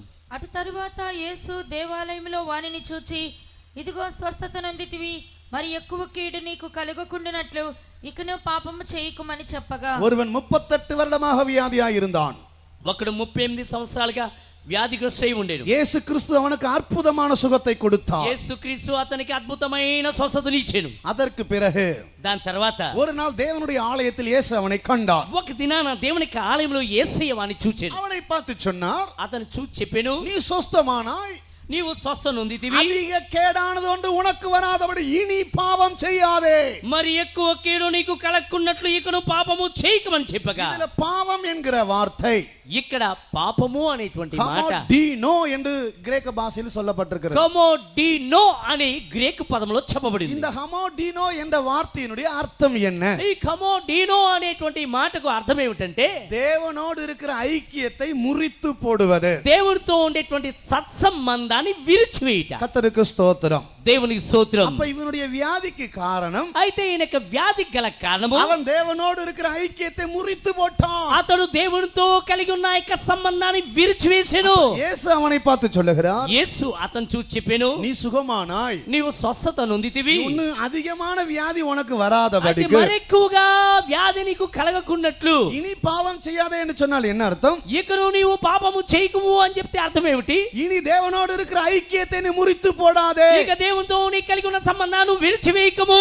வியாதி வரலாம், వ్యాధి రావచ్చును, ஆனால் சாபமாக வரக்கூடாது. కానీ శాపముగా రాకూడదు. வியாதி வரலாம், వ్యాధి రావచ్చును, ஆனா பாவத்து நிமித்தம் வரக்கூடாது. కానీ పాపం బట్టి రాకూడదు. வியாதி வரலாம், వ్యాధులు రావచ్చును, ஆனால் தேவனுடைய நியாய தீர்ப்பாய் కానీ வரக்கூடாது. దేవునికి న్యాయ తీర్పుగా రాకూడదు. வியாதி வரலாம், వ్యాధులు రావచ్చును, ஆனால் தேவனோடு இருக்கிற ஐக்கியத்தை நீ முறித்து அந்த பாவத்து நிமித்தம் வரக்கூடாது. కానీ దేవునితో నీ కలిగి ఉన్న సంబంధాన్ని విరిచివేయుట చేత తద్వారా నీకు వ్యాధి సంభవించకూడదు. ஒருவேளை உன்னுடைய வியாதிக்கு காரணம் இதுவாக கூட இருக்கலாம். ఒకవేళ నీకు వ్యాధికి ఇది కూడా కారణం కావచ్చును. நீ தேவனோடு இருக்கிற ஐக்கியத்தை முறித்து விட்டால் నీవు దేవునితో కలిగి ఉన్న సంబంధాన్ని విరిచివేస్తే எல்லா வியாதியின் வல்லமை உன்னை தாக்கும். సమస్త వ్యాధి యొక్క శక్తులు నీపై దాడి చేయును. ஒரு மனிதனை ஜெயாலியாய் மாற்றுகிறது எது? ఒక మనుషుని జయశాలిగా మార్చేది ఏది? ஒரு மனிதனுடைய வெற்றியின் ரகசியம் எங்கே தங்கி இருக்கிறது? అయితే ఒక మనిషి యొక్క విజయవంతమైన జీవితానికి గల రహస్యం ఎక్కడ దాగుంది? ஒரு மனிதனுடைய ஜெயத்தின் ரகசியம் எங்கே தங்கி இருக்கிறது? ఒక మనిషి యొక్క జయము యొక్క రహస్యం ఎక్కడ దాగుంది? அவன் தேவனோடு சேர்ந்து ஜீவிக்கிற வாழ்க்கையில் தான் தங்கி இருக்கிறது. అతను దేవునితో కలిసి జీవించే జీవితంలోనే ఇమిడి ఉంది. அவனுக்கும் தேவனுக்கும் இருக்கிற இடையில் இருக்கிற ஐக்கியத்தின் அடிப்படையில் தான் அமைந்திருக்கிறது. అతనికి దేవునికి మధ్య ఉండే ఐక్యత మీదే ఆధారపడి ఉంటుంది. நாங்கள் பெரிய படித்தவர்கள் இல்லை, మేము గొప్ప విద్యావంతులము நாங்கள் కాము, பெரிய பிரபுக்கள் இல்லை, మేము గొప్ప గొప్ప రాజులము நாங்கள் కాము, பெரிய ஞானிகள் இல்லை, మేము గొప్ప జ్ఞానులు కాము, நாங்கள் பெரிய திறமசாலிகள் இல்லை. మేము గొప్ప సామర్థ్యవంతులు కాము. எங்களுடைய ஜெயம் எங்கே தங்கி இருக்கிறது? మా జయము ఎక్కడ నిలిచింది? எங்களுடைய வெற்றியின் ரகசியம் எங்கே இருக்கிறது? మా యొక్క విజయం యొక్క రహస్యం ఎక్కడ నిలిచింది? எங்களுடைய ஆசீர்வாதத்தின் ரகசியம் எங்கே మా இருக்கிறது? ఆశీర్వాదం యొక్క రహస్యం ఎక్కడ నిలిచింది? எங்களுடைய சமாதானத்தின் ரகசியம் எங்கே இருக்கிறது? మా సమాధానం యొక్క రహస్యం ఎక్కడ నిలిచింది? தேவனோடு இருக்கிற ஐக்கியத்தில் தான் இருக்கிறது. దేవునితో ఉండే ఐక్యతలోనే నిలిచింది. தேவனோடு தங்கி இருக்கிற ஜீவியத்தில் தான் இருக்கிறது. దేవునితో నిలిచి ఉండేటువంటి జీవితంలోనే అది నిలిచింది. தேவனோடு சேர்ந்து ஜீவிக்கிற வாழ்க்கையில் தான் இருக்கிறது. దేవునితో కలిసి జీవించే జీవితంలోనే అది நீ నిలిచింది. தேவனை விட்டு பிரிந்திருப்பாயானா నీవు దేవుని విడిచి నువ్వు ఎడబాసినట్లయితే அதுவே பாவம். అది ఏ పాపము. நீங்க பெரிய பாவம் செய்யாம இருக்கலாம், నువ్వేదో గొప్ప పాపము చేయకపోవచ్చు, ஆனா ஆண்டவருக்கு உனக்கு ஐக்கியம் இல்ல. కానీ దేవునికి నీకు ఐక్యత లేదు. தேவ சத்தம் கேட்கிறாயா?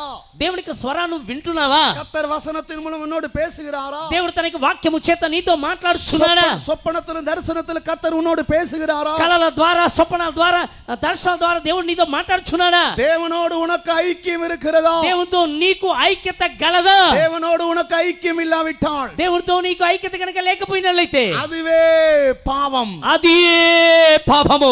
எனக்கு ஒரு சம்பவம் ஞாபகம் வருது. నాకు ఒక సంఘటన గుర్తుకొస్తుంది. Pastor D. தாமஸ் உயிரோடு இருக்கும்போது ஒரு நாள் சொன்னார், పాస్టర్ టియు థామస్ గారు ఆయన సజీవంగా ఉన్న దినాల్లో ఓ రోజు మాట చెప్పారు. ஊழியத்துக்கு வந்து 40 வருஷத்துல సేవకొచ్చి 40 సంవత్సరాలలో இதே போல இந்த ஊழியத்துக்குள்ள வந்து 40 வருஷம் ఇదే రీతిగా సేవలకు వచ్చి 40 సంవత్సరాలు தினமும் தேவ சத்தம் கேட்பாராம். ప్రతిదినము దేవుని యొక్క స్వరము వినేవారట. அவர் என்ன சொன்னார்? ఆయన ఏం చెప్పాడు? தேவ சத்தம் கேட்காத ஒரு நாள் எனக்கு ஞாபகம் இல்லைன்னு சொன்னார். దేవుని స్వరము వినని ఒక దినం అనేది నాకు గుర్తు లేదన్నాడు. 40 வருஷத்துல ஏதாவது ஒரு நாள் என்னைக்காவது தேவ சத்தம் கேட்காம இருந்திருப்பனான்னு சொல்லி அப்படி ஒரு நாள் எனக்கு ஞாபகம் ఈ இல்லை. 40 సంవత్సరాలు ఏదో ఒక దినము దేవుని యొక్క స్వరమును వినని దినం ఏదైనా ఉందా అంటే నా జీవితంలో లేదని చెప్పాడు. தினமும் வாய்ஸ் ஆஃப் காட் கேட்டிருக்கிற, தினமும் தேவ சத்தம் கேட்டேன்னு சொன்னார். అను దినము ప్రతి దినము దేవుని యొక్క స్వరాన్ని విన్నానని చెప్పాను. எங்கே இருக்கிறது வெற்றியின் ரகசியம்?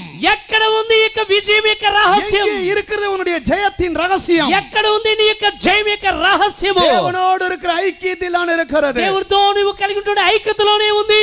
ஏன் உன் ஜீவியத்தில் தோல்வியை சந்திக்கிறாய்? ఎందుకు నీ జీవితంలో పరాజయమును నీవు ஏன் ఎదుర్కొంటున్నావు? அடிக்கடி வியாதி உன்னை தாக்குகிறது? ఎందుకు ఈ రీతిగా వ్యాధులు నీపై దాడి చేయుచున్నవి? தேவனோடு இருக்கிற ஐக்கியத்தினை இழந்து போனபடியினால் దేవునితో నువ్వు కలిగి ఉన్న ఐక్యతను కోల్పోడు చేత இன்றைக்கு கர்த்தர் உன்னை அவரோடு சேர்க்கிறார். ఈ దినాన దేవుడు తనతో ఆయన நீ చేర్చుకుంటున్నాడు. அவரை நோக்கி கூப்பிட்டால் నీవు ఆయన తట్టు చూసి మొరపెడితే அவர் உனக்கு சமீபமாக வருவார். ఆయన నీకు సమీపముగా వచ్చును. முன்னே தூரமாய் இருந்த நீங்கள் మునుపైతే దూరముగా ఉన్న మీరు அவருடைய இரத்தத்தினாலே சமீபமானீர்கள். ఆయనకి రక్తము చేత మీరు సమీపస్తులైతిరి. நாங்கள் இந்த சுவிசேஷத்தின் மூலமாக అయితే మేము ఈ సువార్త ద్వారా உன்னை எங்களோடு நாங்கள் ஐக்கியப்படுத்தவில்லை. అయితే మిమ్ములను మాతో ఐక్యపరచుకుంటలేదు உன்னை గాని, எங்களுடைய மதத்தோடு நாங்கள் ஐக்கியப்படுத்தவில்லை. మిమ్ములను మా మతముతో మేము మిమ్మల్ని జతపరచులేదు గాని, உன்னை எங்களுடைய சபையோடு நாங்கள் ஐக்கியப்படுத்தவில்லை. మిమ్ములను మా సంఘముతో జతపరచులేదు గాని, இந்த சுவிசேஷத்தின் மூலமாக ఈ సువార్త ద్వారా உன்னை ஆண்டவரோடு நாங்கள் ஐக்கியப்படுத்துகிறோம். మిమ్ములను మేము ప్రభువుతో ఐక్యపరచుచున్నాము. அதுதான் உன்னுடைய உன்னுடைய வாழ்க்கையின் வெற்றியின் ரகசியம். అదే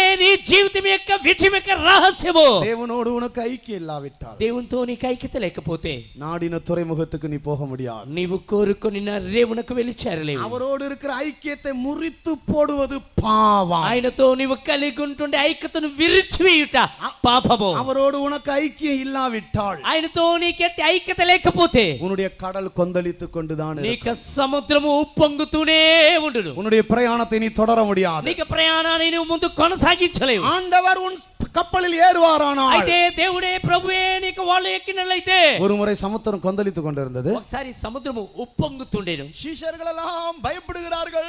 శిష్యులందరూ భయపడుచున్నారు. இயேசு கடலின் மேல் நடந்து போனார். యేసయ్య సముద్రం మీద నడిచి వెళ్ళెను. இயேசுவை பார்த்து ஆவேசம் என்று சொன்னார்கள். యేసును చూచిన వెంటనే ఏదో భూతం అన్నారు. இயேசு அவர்களை பார்த்து சொன்னார், பயப்படாதீர்கள், యేసయ్యను వారు చూచిన మీరు భయపడకుడి, உங்களுக்கு సమాధానం. మీకు సమాధానము. இயேசு அந்த படகின் மேல் ஏறினார். యేసయ్య ఆ యొక్క పడవలోనికి ఎక్కి, இயேசு அந்த கப்பலில் ஏறினார். యేసు ఆ యొక్క పడవలో ఎక్కి, இயேசு அந்த வாழ்க்கைக்குள் ஏறினார். యేసు వారి యొక్క జీవితంలోనికి ఎక్కి, அவர் ஏறின உடனே ఆయన ఎక్కిన వెంటనే ஆட்டோமேட்டிக்கா சமுத்திர கொந்தளிப்புல தான் வந்துடுச்சு. తనంతు తనగా సముద్రిక ఉప్పెన నిమ్మలించి, தேவனோடு உனக்கு ஐக்கியம் வரும்போது దేవునితో నీవు ఐక్యత కలిగి ఉన్నప్పుడు உன்னுடைய கொந்தளிப்பு அமர்த்தப்படும். నీ సముద్రిక తుపాను నిమ్మలించబడు. தேவனை விட்டு பிரிக்கப்படாத ஒரு வாழ்க்கை தான் கிறிஸ்துவ வாழ்க்கை. అయితే దేవుని నుండి ఎడబాయింటున్న ఒక జీవితమే క్రైస్తవ జీవితం అయింది. இந்த கிறிஸ்துவ வாழ்க்கை என்னது பிரிந்து ஜீவிக்கிற வாழ்க்கை ఈ இல்ல. క్రైస్తవ జీవితం అంటే ఎడబాసి జీవించే జీవితం కాదు. கிறிஸ்துவோடு சேர்ந்து ஜீவிக்கிற வாழ்க்கை. క్రీస్తుతో కలిసి జీవించే జీవితము. ஹல்லேலூயா, హల్లెలూయా. எத்தனை பேர் அப்படிப்பட்ட வாழ்க்கை விரும்புறீங்க?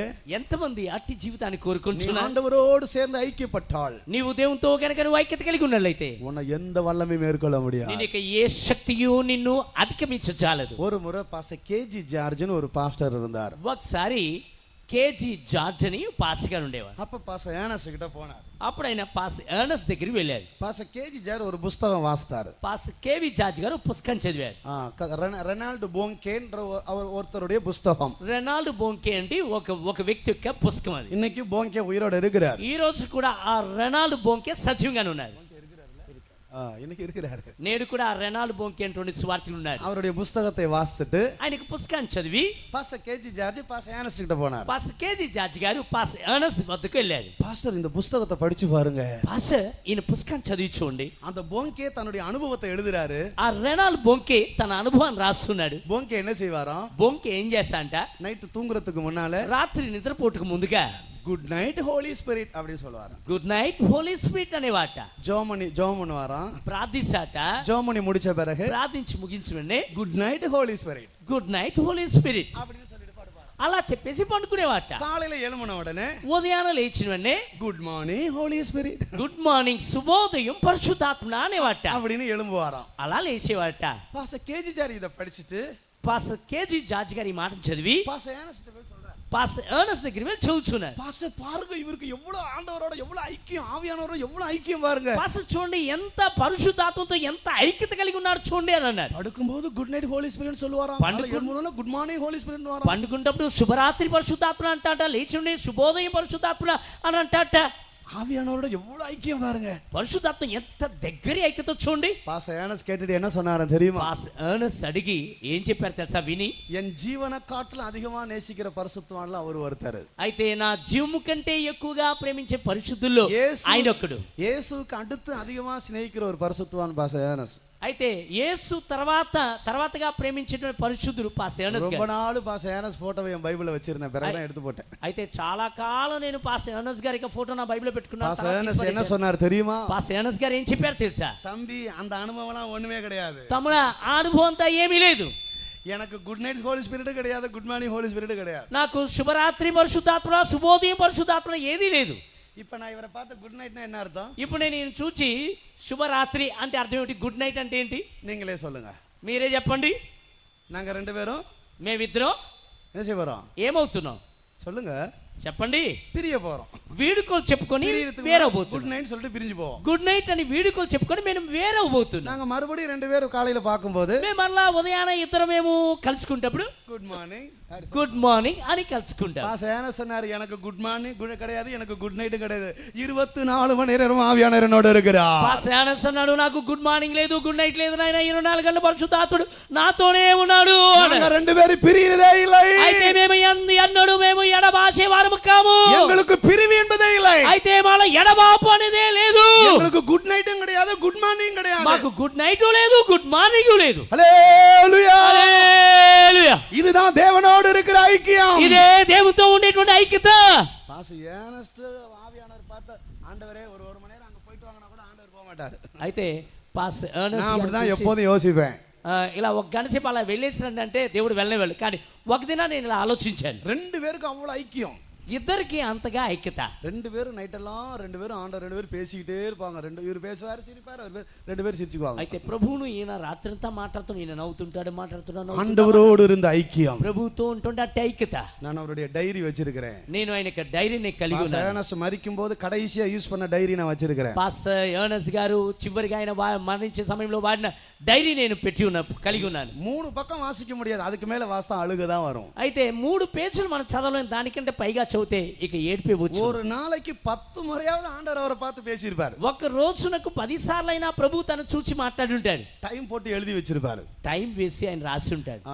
8, 10, 4, 53 எப்பப்பெல்லாம் பேசினா டைமோட அதுல எழுதி வச்சிருப்பாரு. 8, 10, 4 గంటల 53 నిమిషములకు దేవుడు మాట్లాడని అలా సమయాన్ని సూచించేవారు. ஒரு நாள் அப்படி வாசிட்டே இருக்கும்போது அழுதுட்டேன். ఒకరోజు అలా చదువుతుంటే నేను కన్నీళ్ళు అలా విడిచాను. ஆண்டவரே, எப்படி உம்மோடு இவ்வளவு பெரிய ஐக்கியம்? ప్రభా, ఎలానైనా ఇట్టి గొప్ప ఐక్యత నీతో, அந்த ஐக்கியத்தை எனக்கு தாரு. అట్టి ఐక్యత నాకు దయచేయము. ஆண்டவரோடு பிரிக்கப்படாத ஒரு வாழ்க்கை இருக்கிறது. ప్రభుతో ఎడబాయని ఒక జీవితం ఉంది. இந்த உலகத்தில் நீ தேவனை விட்டு பிரிந்திருப்பாயானால், ఈ లోకంలో నీవు దేవుని విడిచి ఎడబాసున్నట్లయితే, இனி வரப்போகிற நித்தியத்திலும் அவரை விட்டு நீ பிரிந்திருப்பாய். ఇక రాబోయేటువంటి నిత్యంలోనూ నీవు ఎడబాయుదువు. நித்திய நரகம் என்று சொல்லுது தேவன் இல்லாத ஒரு இடம். నిత్య నరకం అనేది దేవుడు లేని ఒక స్థలము. நித்திய நரகம் என்பது தேவனோடு இருக்கிற ஐக்கியம் இல்லாத ஒரு இடம். అయితే నిత్య నరకం అనేది దేవుడు లేని ఒక స్థలము వంటి దేవునితో ఐక్యత లేని స్థలము. நித்திய நரகம் என்பது தேவனுடைய எந்த ஆசீர்வாதங்களும் இல்லாத ஒரு இடம். నిత్య నరకం అనేది దేవునికి ఎట్టి ఆశీర్వాదం లేని స్థానము. நித்திய நரகம் என்பது பரிசுத்தவான்களும் தேவனுடைய சபையும் இல்லாத ஒரு இடம். నిత్య నరకం అనేది దేవునికి సంఘమును పరిశుద్ధులు లేని స్థానము. நித்திய நரகம் என்பது எந்த தேவனுடைய சமாதானமும் இளைப்பாறுதலும் இல்லாத ஒரு இடம். నిత్య నరకం అనేది దేవునికి ఎటువంటి సమాధానం గాని విశ్రాంతి లేని స్థలము. அப்ப நரகத்துக்கு போறாங்கன்னா என்ன అర్థం? అయితే నరకానికి వెళ్తున్నారు కదా, అర్థం ఏమిటి? தேவனோடு இருக்கிற ஐக்கியம் இல்லைன்னு அர்த்தம். దేవునితో ఉండేటువంటి ఐక్యత వారికి లేనట్టే. ஐஸ்வர்யவான் லாசரு 2 பேரும் பூமியில இருந்தாங்க. ఐశ్వర్యవంతుడు లాజరు ఇద్దరు భూమి మీద ఉండేను. லாசரு ஒரு பிச்சைக்காரனா இருந்தான். లాజరు ఒక భిక్షగాడిగా ఉండేది. ஐஸ்வர்யவான் பெரிய ஐஸ்வர்யவானா இருந்தான். ఐశ్వర్యవంతుడు గొప్ప ఐశ్వర్యవంతుడై ఉండేది. 2 பேரும் ஒரு நாள் உலக வாழ்க்கையை முடிச்சிட்டாங்க. ఇద్దరు ఒక దినాన లోక జీవితాన్ని ముగించారు. ஐஸ்வர்யவான் பாதாளத்துக்கு போனான், லாசரு பரலோகத்துக்கு போனான். ఐశ్వర్యవంతుడైతే పాతాళానికి వెళ్ళాడు, లాజరు అయితే దేవునికి ఉన్న చోటుకు వెళ్ళాడు. அவன் పరదేశికి எடுத்துக்கொள்ளப்பட்டான். అతడు పరదేశికి కొనుగోబడెను. இப்ப பாதாளத்திலிருந்து பார்க்கறான் லாசருவே. ఇప్పుడు పాతాళం నుండి లాజరును చూస్తున్నాడు. லாசரு அந்தோ தெரியறான், பாரா பரலோகத்துல இருக்கிறான். ఇదిగో లాజరు అదిగో అక్కడ పరలోకంలో కనిపిస్తున్నాడు. லாசரு பார்த்து கூப்பிடுறான். లాజరును చూసి పిలుస్తున్నాడు. ஆபிரகாமை பார்த்து கூப்பிடுறான். అబ్రహామును చూసి పిలుస్తున్నాడు. பிதாவை தகப்பனாகிய ஆபிரகாமே, తండ్రి అయిన అబ్రహామా, நான் வேதனையினால் தவிக்கிறேன். నేను వేదంతో ఇక్కడ అలమటించుచున్నాను. அந்த என் வீட்டு வாசப்படி இருந்தாலும் லாசருவே ஒரு சொட்டு தண்ணி கொண்டு வர சொல்லுங்க. అయితే నా ఇంటి వాకిలి దగ్గర పడి ఉన్న ఆ లాజరు యొక్క పొట్టను వేలో ఒక చుక్క నీళ్లు నాకు తీసుకురమ్మని చెప్పుము. நரகம் என்று சொல்ல தேவனிடத்திலிருந்து பிரிக்கப்பட்ட ஒரு இடம். నరకం అనేది దేవుని యొద్ద నుండి మనం ఎడబాపబడిన ఒక స్థలము. இன்றைக்கு நீ தேவனை விட்டு பிரிந்திருப்பாயானால், ఈ దినాన కనుక నువ్వు దేవుని విడిచి ఎడబాసినట్లయితే, உனக்குள் நரகம் ஆரம்பித்து விட்டது. నీలో నరకము ప్రారంభించినట్టే. தேவனோடு ஐக்கியப்படுவாயானால், నీవు దేవునితో కనుక ఐక్యత కలిగి ఉంటే, உனக்குள் பரலோகம் ஆரம்பித்து விட்டது. నీలో పరలోకము ప్రారంభించును. தேவனுடைய கிருபையின் மேல் நின்று கொண்டு சொல்லுகிறோம், దేవుని యొక్క కృపపై నిలబడి చెబుతున్నాము, உனக்குள் இன்றைக்கு பரலோகம் ஆரம்பிக்கட்டும். నీలో నేడే పరలోకము ప్రారంభించనిము. இந்த இயேசுவோடு நீ பேசலாம், ఈ యేసును మాట్లాడవచ్చు, இந்த இயேசுவோடு நீ தங்கி ఈ இருக்கலாம், యేసు నీవు బస இந்த చేయవచ్చు, இயேசுவோடு நீ நடக்கலாம், ఈ యేసు నీవు నడవచ్చు, இந்த இயேசுவோடு நீ ఈ உறவாடலாம். యేసు నీవు మాట్లాడవచ్చు. ஆங்கில பாட்டு பாடினோமே, ఆంగ్ల పాట పాడామే, வாக்கிங் வித் ஜீசஸ். యేసయ్యతో నడుచుట, இயேசுவோடு நடக்கிற ஒரு ஜீவியம், యేసుతో నడిచేటువంటి జీవితం, இயேசுவுக்குள் இருக்கிற ஒரு ஜீவியம், యేసులో ఉండేటువంటి ఒక జీవితం, எவ்வளவு அற்புதமான ஒரு ஜீவியம். ఎంత అద్భుతమైన ఒక జీవితం. ஹல்லேலூயா. హల్లెలూయా. இந்த ஐஸ்வர்யவான் பாதாளத்திலிருந்து கேட்கிறான், ఈ ఐశ్వర్యవంతుడు పాతాల నుండి అడుగుచున్నాడు, ஒரு சொட்டு தண்ணி வேணும். ఒక్క బొట్టు నీళ్లు కావాలి. நான் இப்படிதான் யோசிப்பேன். నేను ఇలాగ ఆలోచిస్తాను. அவன் பூமியில இந்த ஐஸ்வர்யவான் உயிரோடு இருக்கும்போது, అయితే ఈ ఐశ్వర్యవంతుడు భూమి మీద సజీవంగా ఉన్న దినాల్లో, அவன் தாகம் எடுத்தா అయితే వాడికి దప్పికేస్తే தண்ணி மாத்திரமா குடிச்சிருப்பான். నీళ్లు మాత్రమా తాగేవాడు. கொக்கோ கோலாலேருந்து பெப்சிலேருந்து ஃபேண்டாலேருந்து மெரண்டாலேருந்து போண்டாலேருந்து எல்லாம் குடிச்சிருப்பான். కోకా కోలా నుండి మెరండా, ఫాండా, బోండా అని అన్ని తాగేవాడు. இங்க நரகத்துல எந்த ஃபேண்டாவை தேடுறது? ఇంకా నరకంలో ఏ ఫాంటాను వెతికేది? இந்த நரகத்துல எந்த ஸ்ப்ரைட்டை சவனப்பையும் தேடுறது? అయితే ఈ నరకంలో ఏ స్ప్రైట్, సెవెన్ అప్పులు దొరుకును? ஒரு சொட்டு தண்ணிக்காக கெஞ்சுகிற இடம் தான் நித்திய நரகம். అయితే ఒక్క బొట్టు నీటికై బతిమలాడేటువంటి స్థలమే నిత్య నరకము. இந்த சத்தத்தை கேட்கிற நண்பனே, ఈ స్వరమును ఆలకించేటువంటి స్నేహితుడా, இந்த சத்தத்தை கேட்கிற சிநேகிதனே, ఈ స్వరమును ఆలకించే స్నేహితుడా, இந்த தெய்வத்தோடு நீ ஐக்கியப்படாவிட்டால், ఈ దేవుడితో నువ్వు ఐక్యత చెందకుంటే ஒரு சொட்டு தண்ணி கிடைக்காத ஒரு நித்திய நரகத்துக்கு போய் விடுவாய். ఒక్క బొట్టు నీళ్లు కూడా దొరక అలమటించే నిత్య నరకానికి నువ్వు వెళ్ళి చేరుదువు. இந்த பூமியில தேவனுக்கும் நமக்கு இடையில இருக்கிற தூரம் தான் நித்தியத்துல தேவனுக்கும் நமக்கு இடையில இருக்கிற ఈ தூரம். భూమి మీద దేవునికి మనకు ఉండేటువంటి దూరమే నిత్యమందు దేవుడికి మనకు ఉండబోయేటువంటి దూరమై ఉండబోతుంది. ஏன் ஊழியர்களுக்கு சீயோனை கொடுக்கிறார்? ఎందుకు సేవకులకు దేవుడు సియోను ఇస్తున్నాడు? எல்லார கட்டலும் அதிகமா அவரை நேசிச்சாங்க, అందరికంటే అధికంగా ఆయన ప్రేమించారు, இயேசுவோடே இருந்தாங்க. యేసుతోనే ఉండేను. அந்த க்ளோஸ் தான் நித்தியத்திலும் தொடருது. ఆ దగ్గర సన్నిహితమే నిత్యత్వమందును இந்த ప్రారంభించింది. பூமியில் தேவனுக்கும் உனக்கும் இடையில இருக்கிற தூரம் தான் நித்தியத்திலும் தேவனுக்கும் உனக்கு இடையில இருக்கிற தூரம். ఈ భూమి యందు నీవు దేవునికి నీకు ఎంత దూరమును కలిగి ఉన్నావో అంతటి దూరాన్ని నిత్యమందు నీకు దేవునికి నీవు దూరము కలిగి ఉందువు. எத்தனை பேர் இந்த இயேசுவோடு சேர்ந்து இருக்க வேண்டும் விரும்புறீங்க? ఎంతమంది యేసుతో కలిసి ఉండాలని కోరుచున్నారు? அவங்க மாத்திர கரங்களை இது சோத்திரம் பண்ணி கொண்டே అట్టి இருங்க. వారు మాత్రం చేతుల పైకెత్తి ప్రభువును స్తోత్రిస్తూ ఉండండి. உங்களுடைய வாஞ்சையை கர்த்தர் பார்க்கிறார். మీకు వాంఛను ప్రభువు చూస్తున్నాడు. உன்னுடைய விண்ணப்பத்தை கர்த்தர் பார்க்கிறார். మీకు విజ్ఞాపన ప్రభువు వినుచున్నాడు. உண்மையா నిజముగా மெய்யாக వాస్తవముగా ஆண்டவரோடு நான் ஐக்கியமா ஜீவிக்க விரும்புறேன். ప్రభువుతో నేను ఐక్యత కలిగి జీవించాలి. நீ அவரோடு ஐக்கியப்படும் போது నీవు ఆయనతో ఐక్యత కలిగి ఉండేటప్పుడు அவருடைய ஜீவன் உனக்கு சொந்தம். ఆయన యొక్క జీవము నీకు సొంతం. அவரோடு நீ ஐக்கியப்படும் போது ఆయనతో నీవు ఐక్యత కలిగి ఉండేటప్పుడు அவருடைய மகிமை உனக்கு ఆయన சொந்தம். మహిమ నీకు సొంతము. அவரோடு ஐக்கியப்படும் போது ఆయనతో నీవు ఐక్యత కలిగి ఉండేటప్పుడు அவருடைய பரிசுத்தம் உனக்கு ఆయన சொந்தம். పరిశుద్ధ నీకు సొంతము. அவரோடு ஐக்கியப்படும் போது ఆయనతో నీవు ఐక్యత కలిగి ఉండేటప్పుడు அவருடைய ஜெயம் உனக்கு ఆయన சொந்தம். యొక్క జయము నీకు సొంతము. அவரோடு ஐக்கியப்படும் போது ఆయనతో నీవు ఐక్యత కలిగి ఉండేటప్పుడు அவருடைய சிங்காசனம் உனக்கு சொந்தம். ఆయన యొక్క సింహాసనం నీకు సొంతము. எத்தனை பேர் விரும்புறீங்க? ఎంతమంది அவங்க కోరుకుంటున్నారు? மாத்திர కరంగల అట్టి வைத்து వారు మాత్రం చేతులు పైకెత్తి பரலோகம் இதை காணட்டும். పరలోకము దీన్ని చూచును గాక. தேவன் இதை காணட்டும். దేవుడు దీన్ని చూచును గాక. தேவ தூதர்கள் இதை దేవుని காணட்டும். యొక్క దూతలు ఈ దృశ్యాన్ని చూచును గాక. உண்மையாகவே நீ வாஞ்சிப்பாயானால் నిజముగానే నీవు దీన్ని కోరుకున్నట్లయితే இப்பொழுது நீங்க ஸ்தோத்திரம் பண்ண ஸ்தோத்திரம் பண்ண ఇప్పుడే మీరు స్తోత్రించగా இப்பொழுது பரலோகம் திறக்கப்படும். ఇప్పుడే పరలోకము తెరవబడును.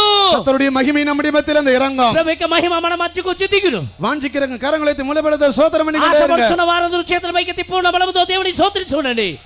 గట్టిగా స్తోత్రించుండండి. ஸ்தோத்திரம் ஸ்தோத்திரம் ஸ்தோத்திரம். இவ்வளவு பேர் இந்த மைதானத்துல இருக்கிறோம். ఇంతమంది మనం ఈ మైదానంలో ఉన్నాం. நம்முடைய ஸ்தோத்திரம் இடி முழக்கம் போல இருக்கணும். మన యొక్క స్తోత్రములు ఊరుముల మెరుపుల వలె ఉండాలి. இந்த ஸ்தோத்திரம் பரலோகத்துக்கு போய் எட்டணும். ఇది పరలోకానికి వెళ్ళి ఈ స్తోత్రం వెళ్ళి చేరాలి. இந்த ஸ்தோத்திரத்தின் சத்தம் சாத்தானுடைய தலையில போய் இடியா விழணும். అయితే ఈ స్తోత్రం యొక్క శబ్దము సాతాను యొక్క నెత్తిపై పిడుగుగా వెళ్ళి పడాలి. இந்த ஸ்தோத்திரத்தின் சத்தம் ఈ స్తోత్రం యొక్క శబ్దం இந்த குடிவாடல கிரியை செய்கிற ఈ గుడివాడలో క్రియ చేయుచున్న சாத்தானுடைய தலையில் மேல் இடியாக விழ வேண்டும். సాతాను యొక్క శిరస్సుపై పిడుగుగా వెళ్ళి పడాలి. இந்த పట్టణத்தை விட்டு சத்துருடைய வல்லமைகள் ஓட வேண்டும். అయితే ఈ పట్టణంలోని శత్రు యొక్క శక్తులని పారిపోవాలి. முழு பலத்தோட கர்த்தரை ஸ்தோத்திரம் பண்ணுங்க. పూర్ణ బలముతో ప్రభువును మనం స్తోత్రించదుము. இது போதாது, ఇది సరిపోదు. இன்னும் முழு பலத்தோட ஸ்தோத்திரம் பண்ணுங்க. పూర్ణ బలముతో ప్రభువును మనం நீ స్తోత్రించదుము. ஸ்தோத்திரம் பண்ண ஸ்தோத்திரம் பண்ண నువ్వు స్తోత్రించగా கர்த்தர் உன் அருகில் வருவார். ప్రభు నీ చెంతకు వచ్చును. உன் இருதயத்துக்குள்ள அவர் నీ பிரவேசிப்பார். హృదయంలోనికి ఆయన ప్రవేశించును. உன்னோட அவர் ஐக்கியப்படுவார். నీతో ఆయన ఐక్యత కలిగి ఉండును. உன்னோட அவர் தங்கி నీతో இருப்பார். ఆయన బస చేయును. இன்று முதல் நீ இயேசுவோடு சேர்ந்து வாழ்வாய். ఈ దినములకు నువ్వు యేసుతో కలిసి నువ్వు జీవించదు. நாடின துறைமுகத்துக்கு நீ போய் சேருவாய். కోరుకొనిన రేవునకు వెళ్ళి నువ్వు చేరదు. எந்த வல்லமையும் உன்னை தொட முடியாது. శక్తియు నీకు యొక్క ముఠ చాలదు உன்னுடைய கொந்தளிப்பு அமர்த்தப்படும். నీ సముద్ర యొక్క తుఫాను నిమలించబడదు. கரங்களை வைத்து ஸ்தோத்திரம் பண்ணிக்கொண்டே இருங்க. చేతులపైకెత్తి ప్రభువును స్తుతిస్తూ ఉందాం. ஹalleluya ஹalleluya ஹalleluya ஹalleluya ஹalleluya ஹalleluya ஹalleluya. தோத்திரம் தோத்திரம் தோத்திரம் தோத்திரம் தோத்திரம் தோத்திரம் தோத்திரம் தோத்திரம் தோத்திரம் தோத்திரம் தோத்திரம் தோத்திரம் தோத்திரம் தோத்திரம் தோத்திரம். ஹalleluya హల్లెలూయా. ஒரு முறை நான் ஒரு வீட்டுக்கு விசிட்டிங் போயிருந்தேன். விசிட்டிங் போல ஒரு ஏரியா ஜெபத்துக்கு போயிருந்தேன். ఒకసారి నేను ఒక ప్రాంతానికి ప్రార్థనకే నేను వెళ్ళాను. அந்த வீட்ல கொஞ்சம் பிசாசு போராட்டம் இருந்துச்சு. అక్కడ ఒక ఇల్లు దర్శించినప్పుడు ఆ ఇంట్లో సాతానిక పోరాటం ఉంది. సిఎస్ఐ ல இருந்து ரட்சிக்கப்பட்டவங்க. వారు సిఎస్ఐ నుండి రక్షింపబడ్డవారు. நாங்க ஜெபிக்க మేము ప్రార్థించగా வீட்டுக்குள்ள அந்த பிசாசு ஓடுது. ఆ ఇంట్లో ఉన్న దెయ్యములన్నీ పారిపోతున్నాయి. எங்க வாயிலிருந்து புறப்படுகிற ஒவ்வொரு சோத்திரமும் మా నోటి నుండి బయలుదేరే ప్రతి స్తోత్రము நாங்க ஒரு 20 பேர் இருந்திருப்போம் அந்த வீட்டுக்குள்ள. మేము ఆ ఇంట ఒక 20 మంది ఉంటుంటాం. தோத்திரம் என்ன మేము స్తోత్రించగా ஒவ்வொரு சோத்திரமும் ஒரு அம்பு போல வாயிலிருந்து வருது. ప్రతి స్తోత్రము బాణమలే మా నోటి నుండి తన్నుకొస్తుంది. நேரா போய் பிசாசுன்ற போய் ஒவ்வொரு போய் அம்பா போய் குத்துது. అయితే ప్రతి సాతాను వెళ్ళి ప్రతి దెయ్యాన్ని బాణమలే వెళ్ళి పొడుచుకుంటుంది.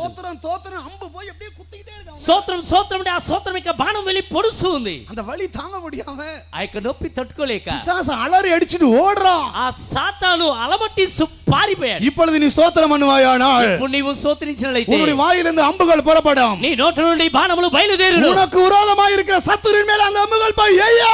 నీకు వ్యతిరేకంగా ఉండేటువంటి శత్రువు పైన ఆ యొక్క బాణములు వెళ్ళి పడును. இந்த குடிவாட பட்டணத்தை கட்டி வைத்திருக்கிற ఈ గుడివాడ పట్టణాన్ని బంధించి ఉంచిన அந்த சத்துருவின் மேல இந்த சோத்திரம் அம்புகளாய் போய் எய்யா. ఆ శత్రుపై నీ యొక్క స్తోత్రము బాణములే వెళ్ళి పడును. எத்தனை பேர் விசுவாசிக்கிறீங்க? ఎంతమంది విశ్వసిస్తున్నారు? அவங்க మాత్రం కరంగల வைத்துங்க. అట్టి వారు మాత్రం చేతుల పైకి மூணு வேளையோட சோத்திரம் பண்ணுங்க. మనతో ప్రభు స్తోత్రించుడి. தோத்திரம் சோத்திரம் சோத்திரம் தோத்திரம் தோத்திரம் தோத்திரம் தோத்திரம் தோத்திரம் தோத்திரம் தோத்திரம் தோத்திரம் தோத்திரம் தோத்திரம் தோத்திரம் தோத்திரம் தோத்திரம் தோத்திரம் தோத்திரம் தோத்திரம் தோத்திரம் தோத்திரம் தோத்திரம்.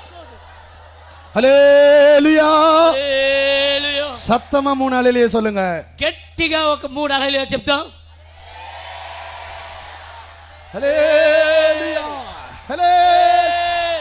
கர்த்தருக்கு ஸ்தோத்திரம். ప్రభువునకు స్తోత్రం. கடைசியாக பாவத்தினுடைய ஒரு காரியத்தை சொல்லி முடிக்கிறேன். చివరిగా పాపం గురించిన ఒక అంశం నేను చెప్పి ముగించబోతున్నాను. யாக்கோபு 4ஆம் அதிகாரம் 17ஆம் வசனத்தை வாசிக்கும் போது యాకోబు 4:17 మనం చూసినట్లయితే அங்கே நன்மை செய்யாவிட்டால் அது அவனுக்கு பாவம் எனப்படும் என்று சொல்லப்பட்டிருக்கிறது. అక్కడ మేలు చేయకపోతే అది అతనికి పాపము అని చెప్పబడి ఉన్నది. இந்த இடத்துல பாவம் என்கிற வார்த்தை கிரேக்க பாஷையில ஹமாசியா என்று சொல்லப்பட்டிருக்கிறது. ఇక్కడ పాపం అంటుంటే ఈ యొక్క పదము గ్రీకు పదములో హమాసియా అని చెప్పబడి ఉన్నది. இந்த ஹமாசியா என்கிற கிரேக்க வார்த்தை ఈ హమాసియా అనబడుతుంటే గ్రీకు పదము லக்கை தவற விடுதல், மிஸ்ஸிங் த மார்க், గురిని తప్పుట.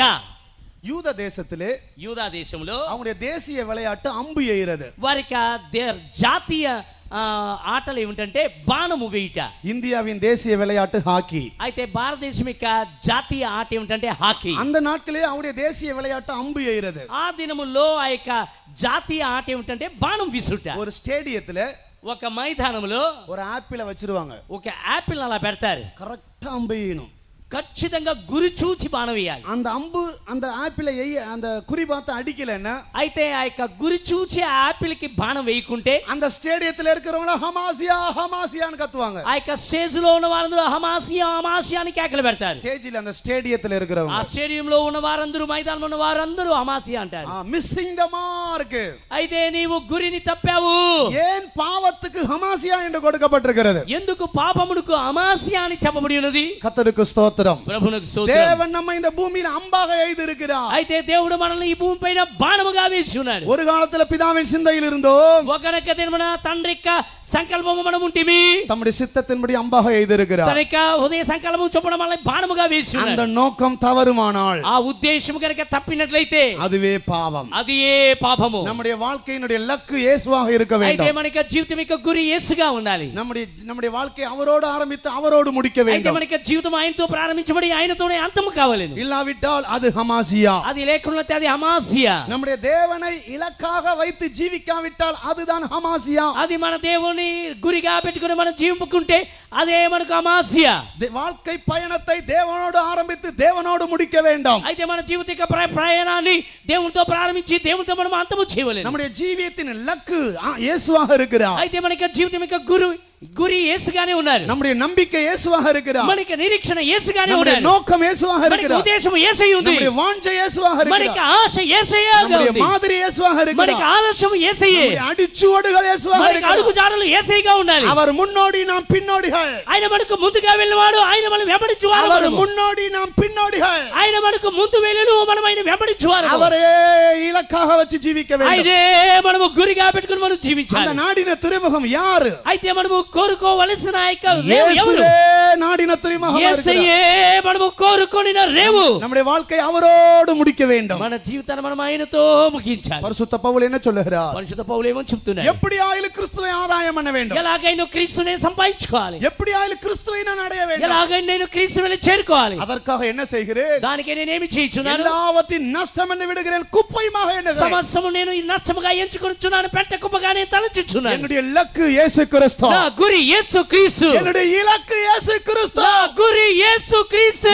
உன்னுடைய வாழ்க்கை அம்பாக போகிறது. అయితే నీకు జీవితము బాణముగా వెలుచున్నది. அந்த இயேசுவை போய் அடைய ఆ வேண்டாம். యేసుని వెళ్ళి చేరవలెను. அந்த அம்பு போய் ஆப்பிளை எறிய ఆ வேண்டாம். బాణము ఆ యొక్క ఆపిల్ వెళ్ళి ఛేదించుకుని వెళ్ళాలి. அந்த லக்கு தவறுமானோ ఆ గురి కనుక తప్పినట్లయితే, உன்னுடைய வாழ்க்கையில் இயேசுவை இலக்காக வைத்து நீ ஜீவிக்காவிட்டால், అయితే నీ జీవితంలో యేసుని గురిగా పెట్టుకొని నీవు జీవింపకుంటే, அமாசியா, అమాసియా, அதுவே பாவம். అది ఏ పాపము. அவரை ஆதாயம் பண்ணும்படியாக ఆయనను సంపాదించుకుంటకై எல்லாவற்றின் நஷ்டம் அது விட்டேன், సమస్తము నష్టముగా ఎంచుకుంటుని குப்பையுமாக எண்ணினேன் என்று பவுல் சொல்கிறார். పెంట కుప్పగా నేను ఎంచి తినేని పౌలు చెప్తున్నాడు. யார் இந்த பவுல்? ఎవరి పౌలు? நல்ல கமாலியலின் பாதத்திலிருந்து படித்து தேறின மனிதன். చక్కగా గమాలియల యొక్క పాదం యొద్ద విద్యను అభ్యసించి ఉత్తీర్ణుడైన వాడు. அந்த நாட்களிலே பரிசுத்த பவுலுக்கு சொந்தமாக கப்பல் இருந்ததாக வேத விஞ்ஞானிகள் ஆராய்ச்சியாளர்கள் ఆ சொல்லுகிறார்கள். దినాల్లో పౌలుకి సొంతముగా ఓడలు ఉండెనని బైబిల్ గంధకర్తలు చెబుతున్నారు. மிகப்பெரிய பணக்காரன், అతి గొప్ప ధనికుడు, மிகப்பெரிய ஐஸ்வர்யவான், అతి గొప్ప ఐశ్వర్యవంతుడు, மிகவும் நன்றாக படித்தவன். బక్కగా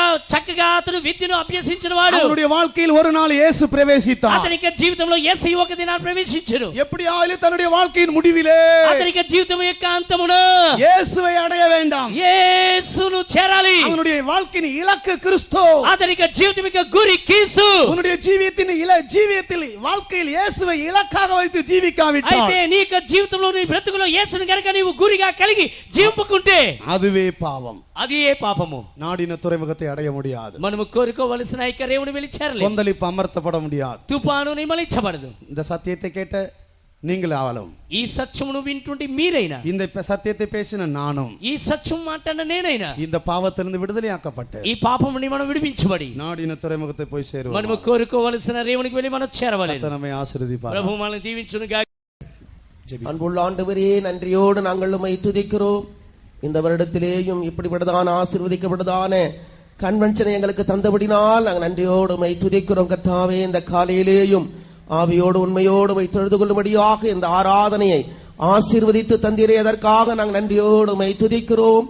இந்த காலை வேளையிலேயும் உம்முடைய பரிசுத்தவான்களை பலப்படுத்தி எங்களோடு பேசினதான விலையேறிய வசனங்களுக்காக நன்றியோடு நாங்கள் உம்மை துதிக்கிறோம். கர்த்தாவே, உம்முடைய ஜனங்களை நீர் காண்கிறீர், சோர்வுகளையும் அதைரியங்களையும் காண்கிறீர். கர்த்தாவே, எல்லா பயத்தை நீர் காண்கிறீர். எல்லா பயமும் அதைரியங்களும் சோர்வுகளும் ஒவ்வொருவரை விட்டு நீங்கி போகத்தக்கதாக கர்த்தாவே, உம்முடைய விலையேறிய வாக்குத்தத்தங்களை இந்த காலையிலே எங்களுக்கு கிருபையாய் தந்தபடினால் நன்றியோடு நாங்கள் உம்மை துதிக்கிறோம். யோசுவாவின் தேவன் எங்களுடைய தேவனா இருக்கிறபடினால ஸ்தோத்திரம். கர்த்தாவே, நாங்கள் உம்மோடு கூட இருக்கத்தக்கதாக ஆண்டவரே, எப்போதும் உடைய வசனங்களை தியானிக்க எங்களுக்கு கிருபை செய்ய வேண்டும் என்று ஜெபிக்கிறோம். கைவிடாதவராய், விலகாதவராய், எங்களோடு கூட இருக்கிறேன் என்ற வாக்குத்தத்தம் உடையவராய் எங்கள் மத்தியிலே நீர் எழுந்தருளினீரே, அதற்காக நாங்கள் நன்றியோடு உம்மை துதிக்கிறோம். உம்முடைய நாமத்துக்கு மகிமையாக நாங்கள் ஜீவிக்கும்படியாக உம்மையே நாங்கள் எங்களிலே வெளிப்படுத்தி கர்த்தாவே, இந்த ஜீவியத்தை செய்ய ஒவ்வொருவருக்கு கிருபை தர வேண்டும் என்று நாங்கள் வேண்டிக் கொள்கிறோம். காணப்படுதான விசேஷித்த விசுவாசத்தின் ஆவியை தர வேண்டும் என ஜெபிக்கிறோம். பரலோக ஞானத்தை தருபடியா ஜெபிக்கிற கர்த்தாவே, சரியான கீழ்ப்படிகளை தந்து கர்த்தருக்கு பரிசுத்தவான்களுக்கு முற்றிலுமாய் கீழ்ப்படிய கிருபை செய்யும்படியாக ஜெபிக்கிறோம். உம்முடைய வருகை மிகவும் சமீபமாய் இருக்கிற நாட்களிலே எங்களுடைய ஆவி, ஆத்துமா, சரீரம் முற்றிலுமாய் பரிசுத்தமாக்கப்பட்டு குற்றமற்றதாய் காக்கப்பட கிருபை செய்ய வேண்டும் என ஜெபிக்கிறோம். கர்த்தாவே, நீர் எங்களுக்கு கொடுத்திருக்கிறதான ஊழியத்தை மகிழ்ச்சியோடு சந்தோஷத்தோடு செய்து நிறைவேற்றுமை சந்திக்க ஒவ்வொருவருக்கும் உதவி செய்யும்படியாக ஜெபிக்கிறோம். வந்ததான ஜனங்களை நீர் ஆசீர்வதித்தீர், பலப்படுத்தினீர், தைரியப்படுத்தினீர். நன்றியோடு நாங்கள் உம்மை துதிக்கிறோம். கர்த்தாவே, தொடர்ந்து உடைய சமூகம் எங்களோடு கூட இருக்கட்டும். உடைய வருகை நாளுக்கு எங்களை ஆயத்தப்படுத்தும். இயேசு கிறிஸ்துவ நாமத்தில் கேட்கிறோம் பிதாவே. Now may the grace of our Lord Jesus Christ, the love of God, and the sweet fellowship of the Holy Spirit rest and abide with us with all saints, now and until Jesus comes in glory. Amen. Hallelujah. Hallelujah. Hallelujah. Hallelujah. Hallelujah. Hallelujah. Praise the Lord. God bless you. கர்த்தருக்கு ஸ்தோத்திரம். கர்த்தர் உங்களை ஆசீர்வதிப்பார்.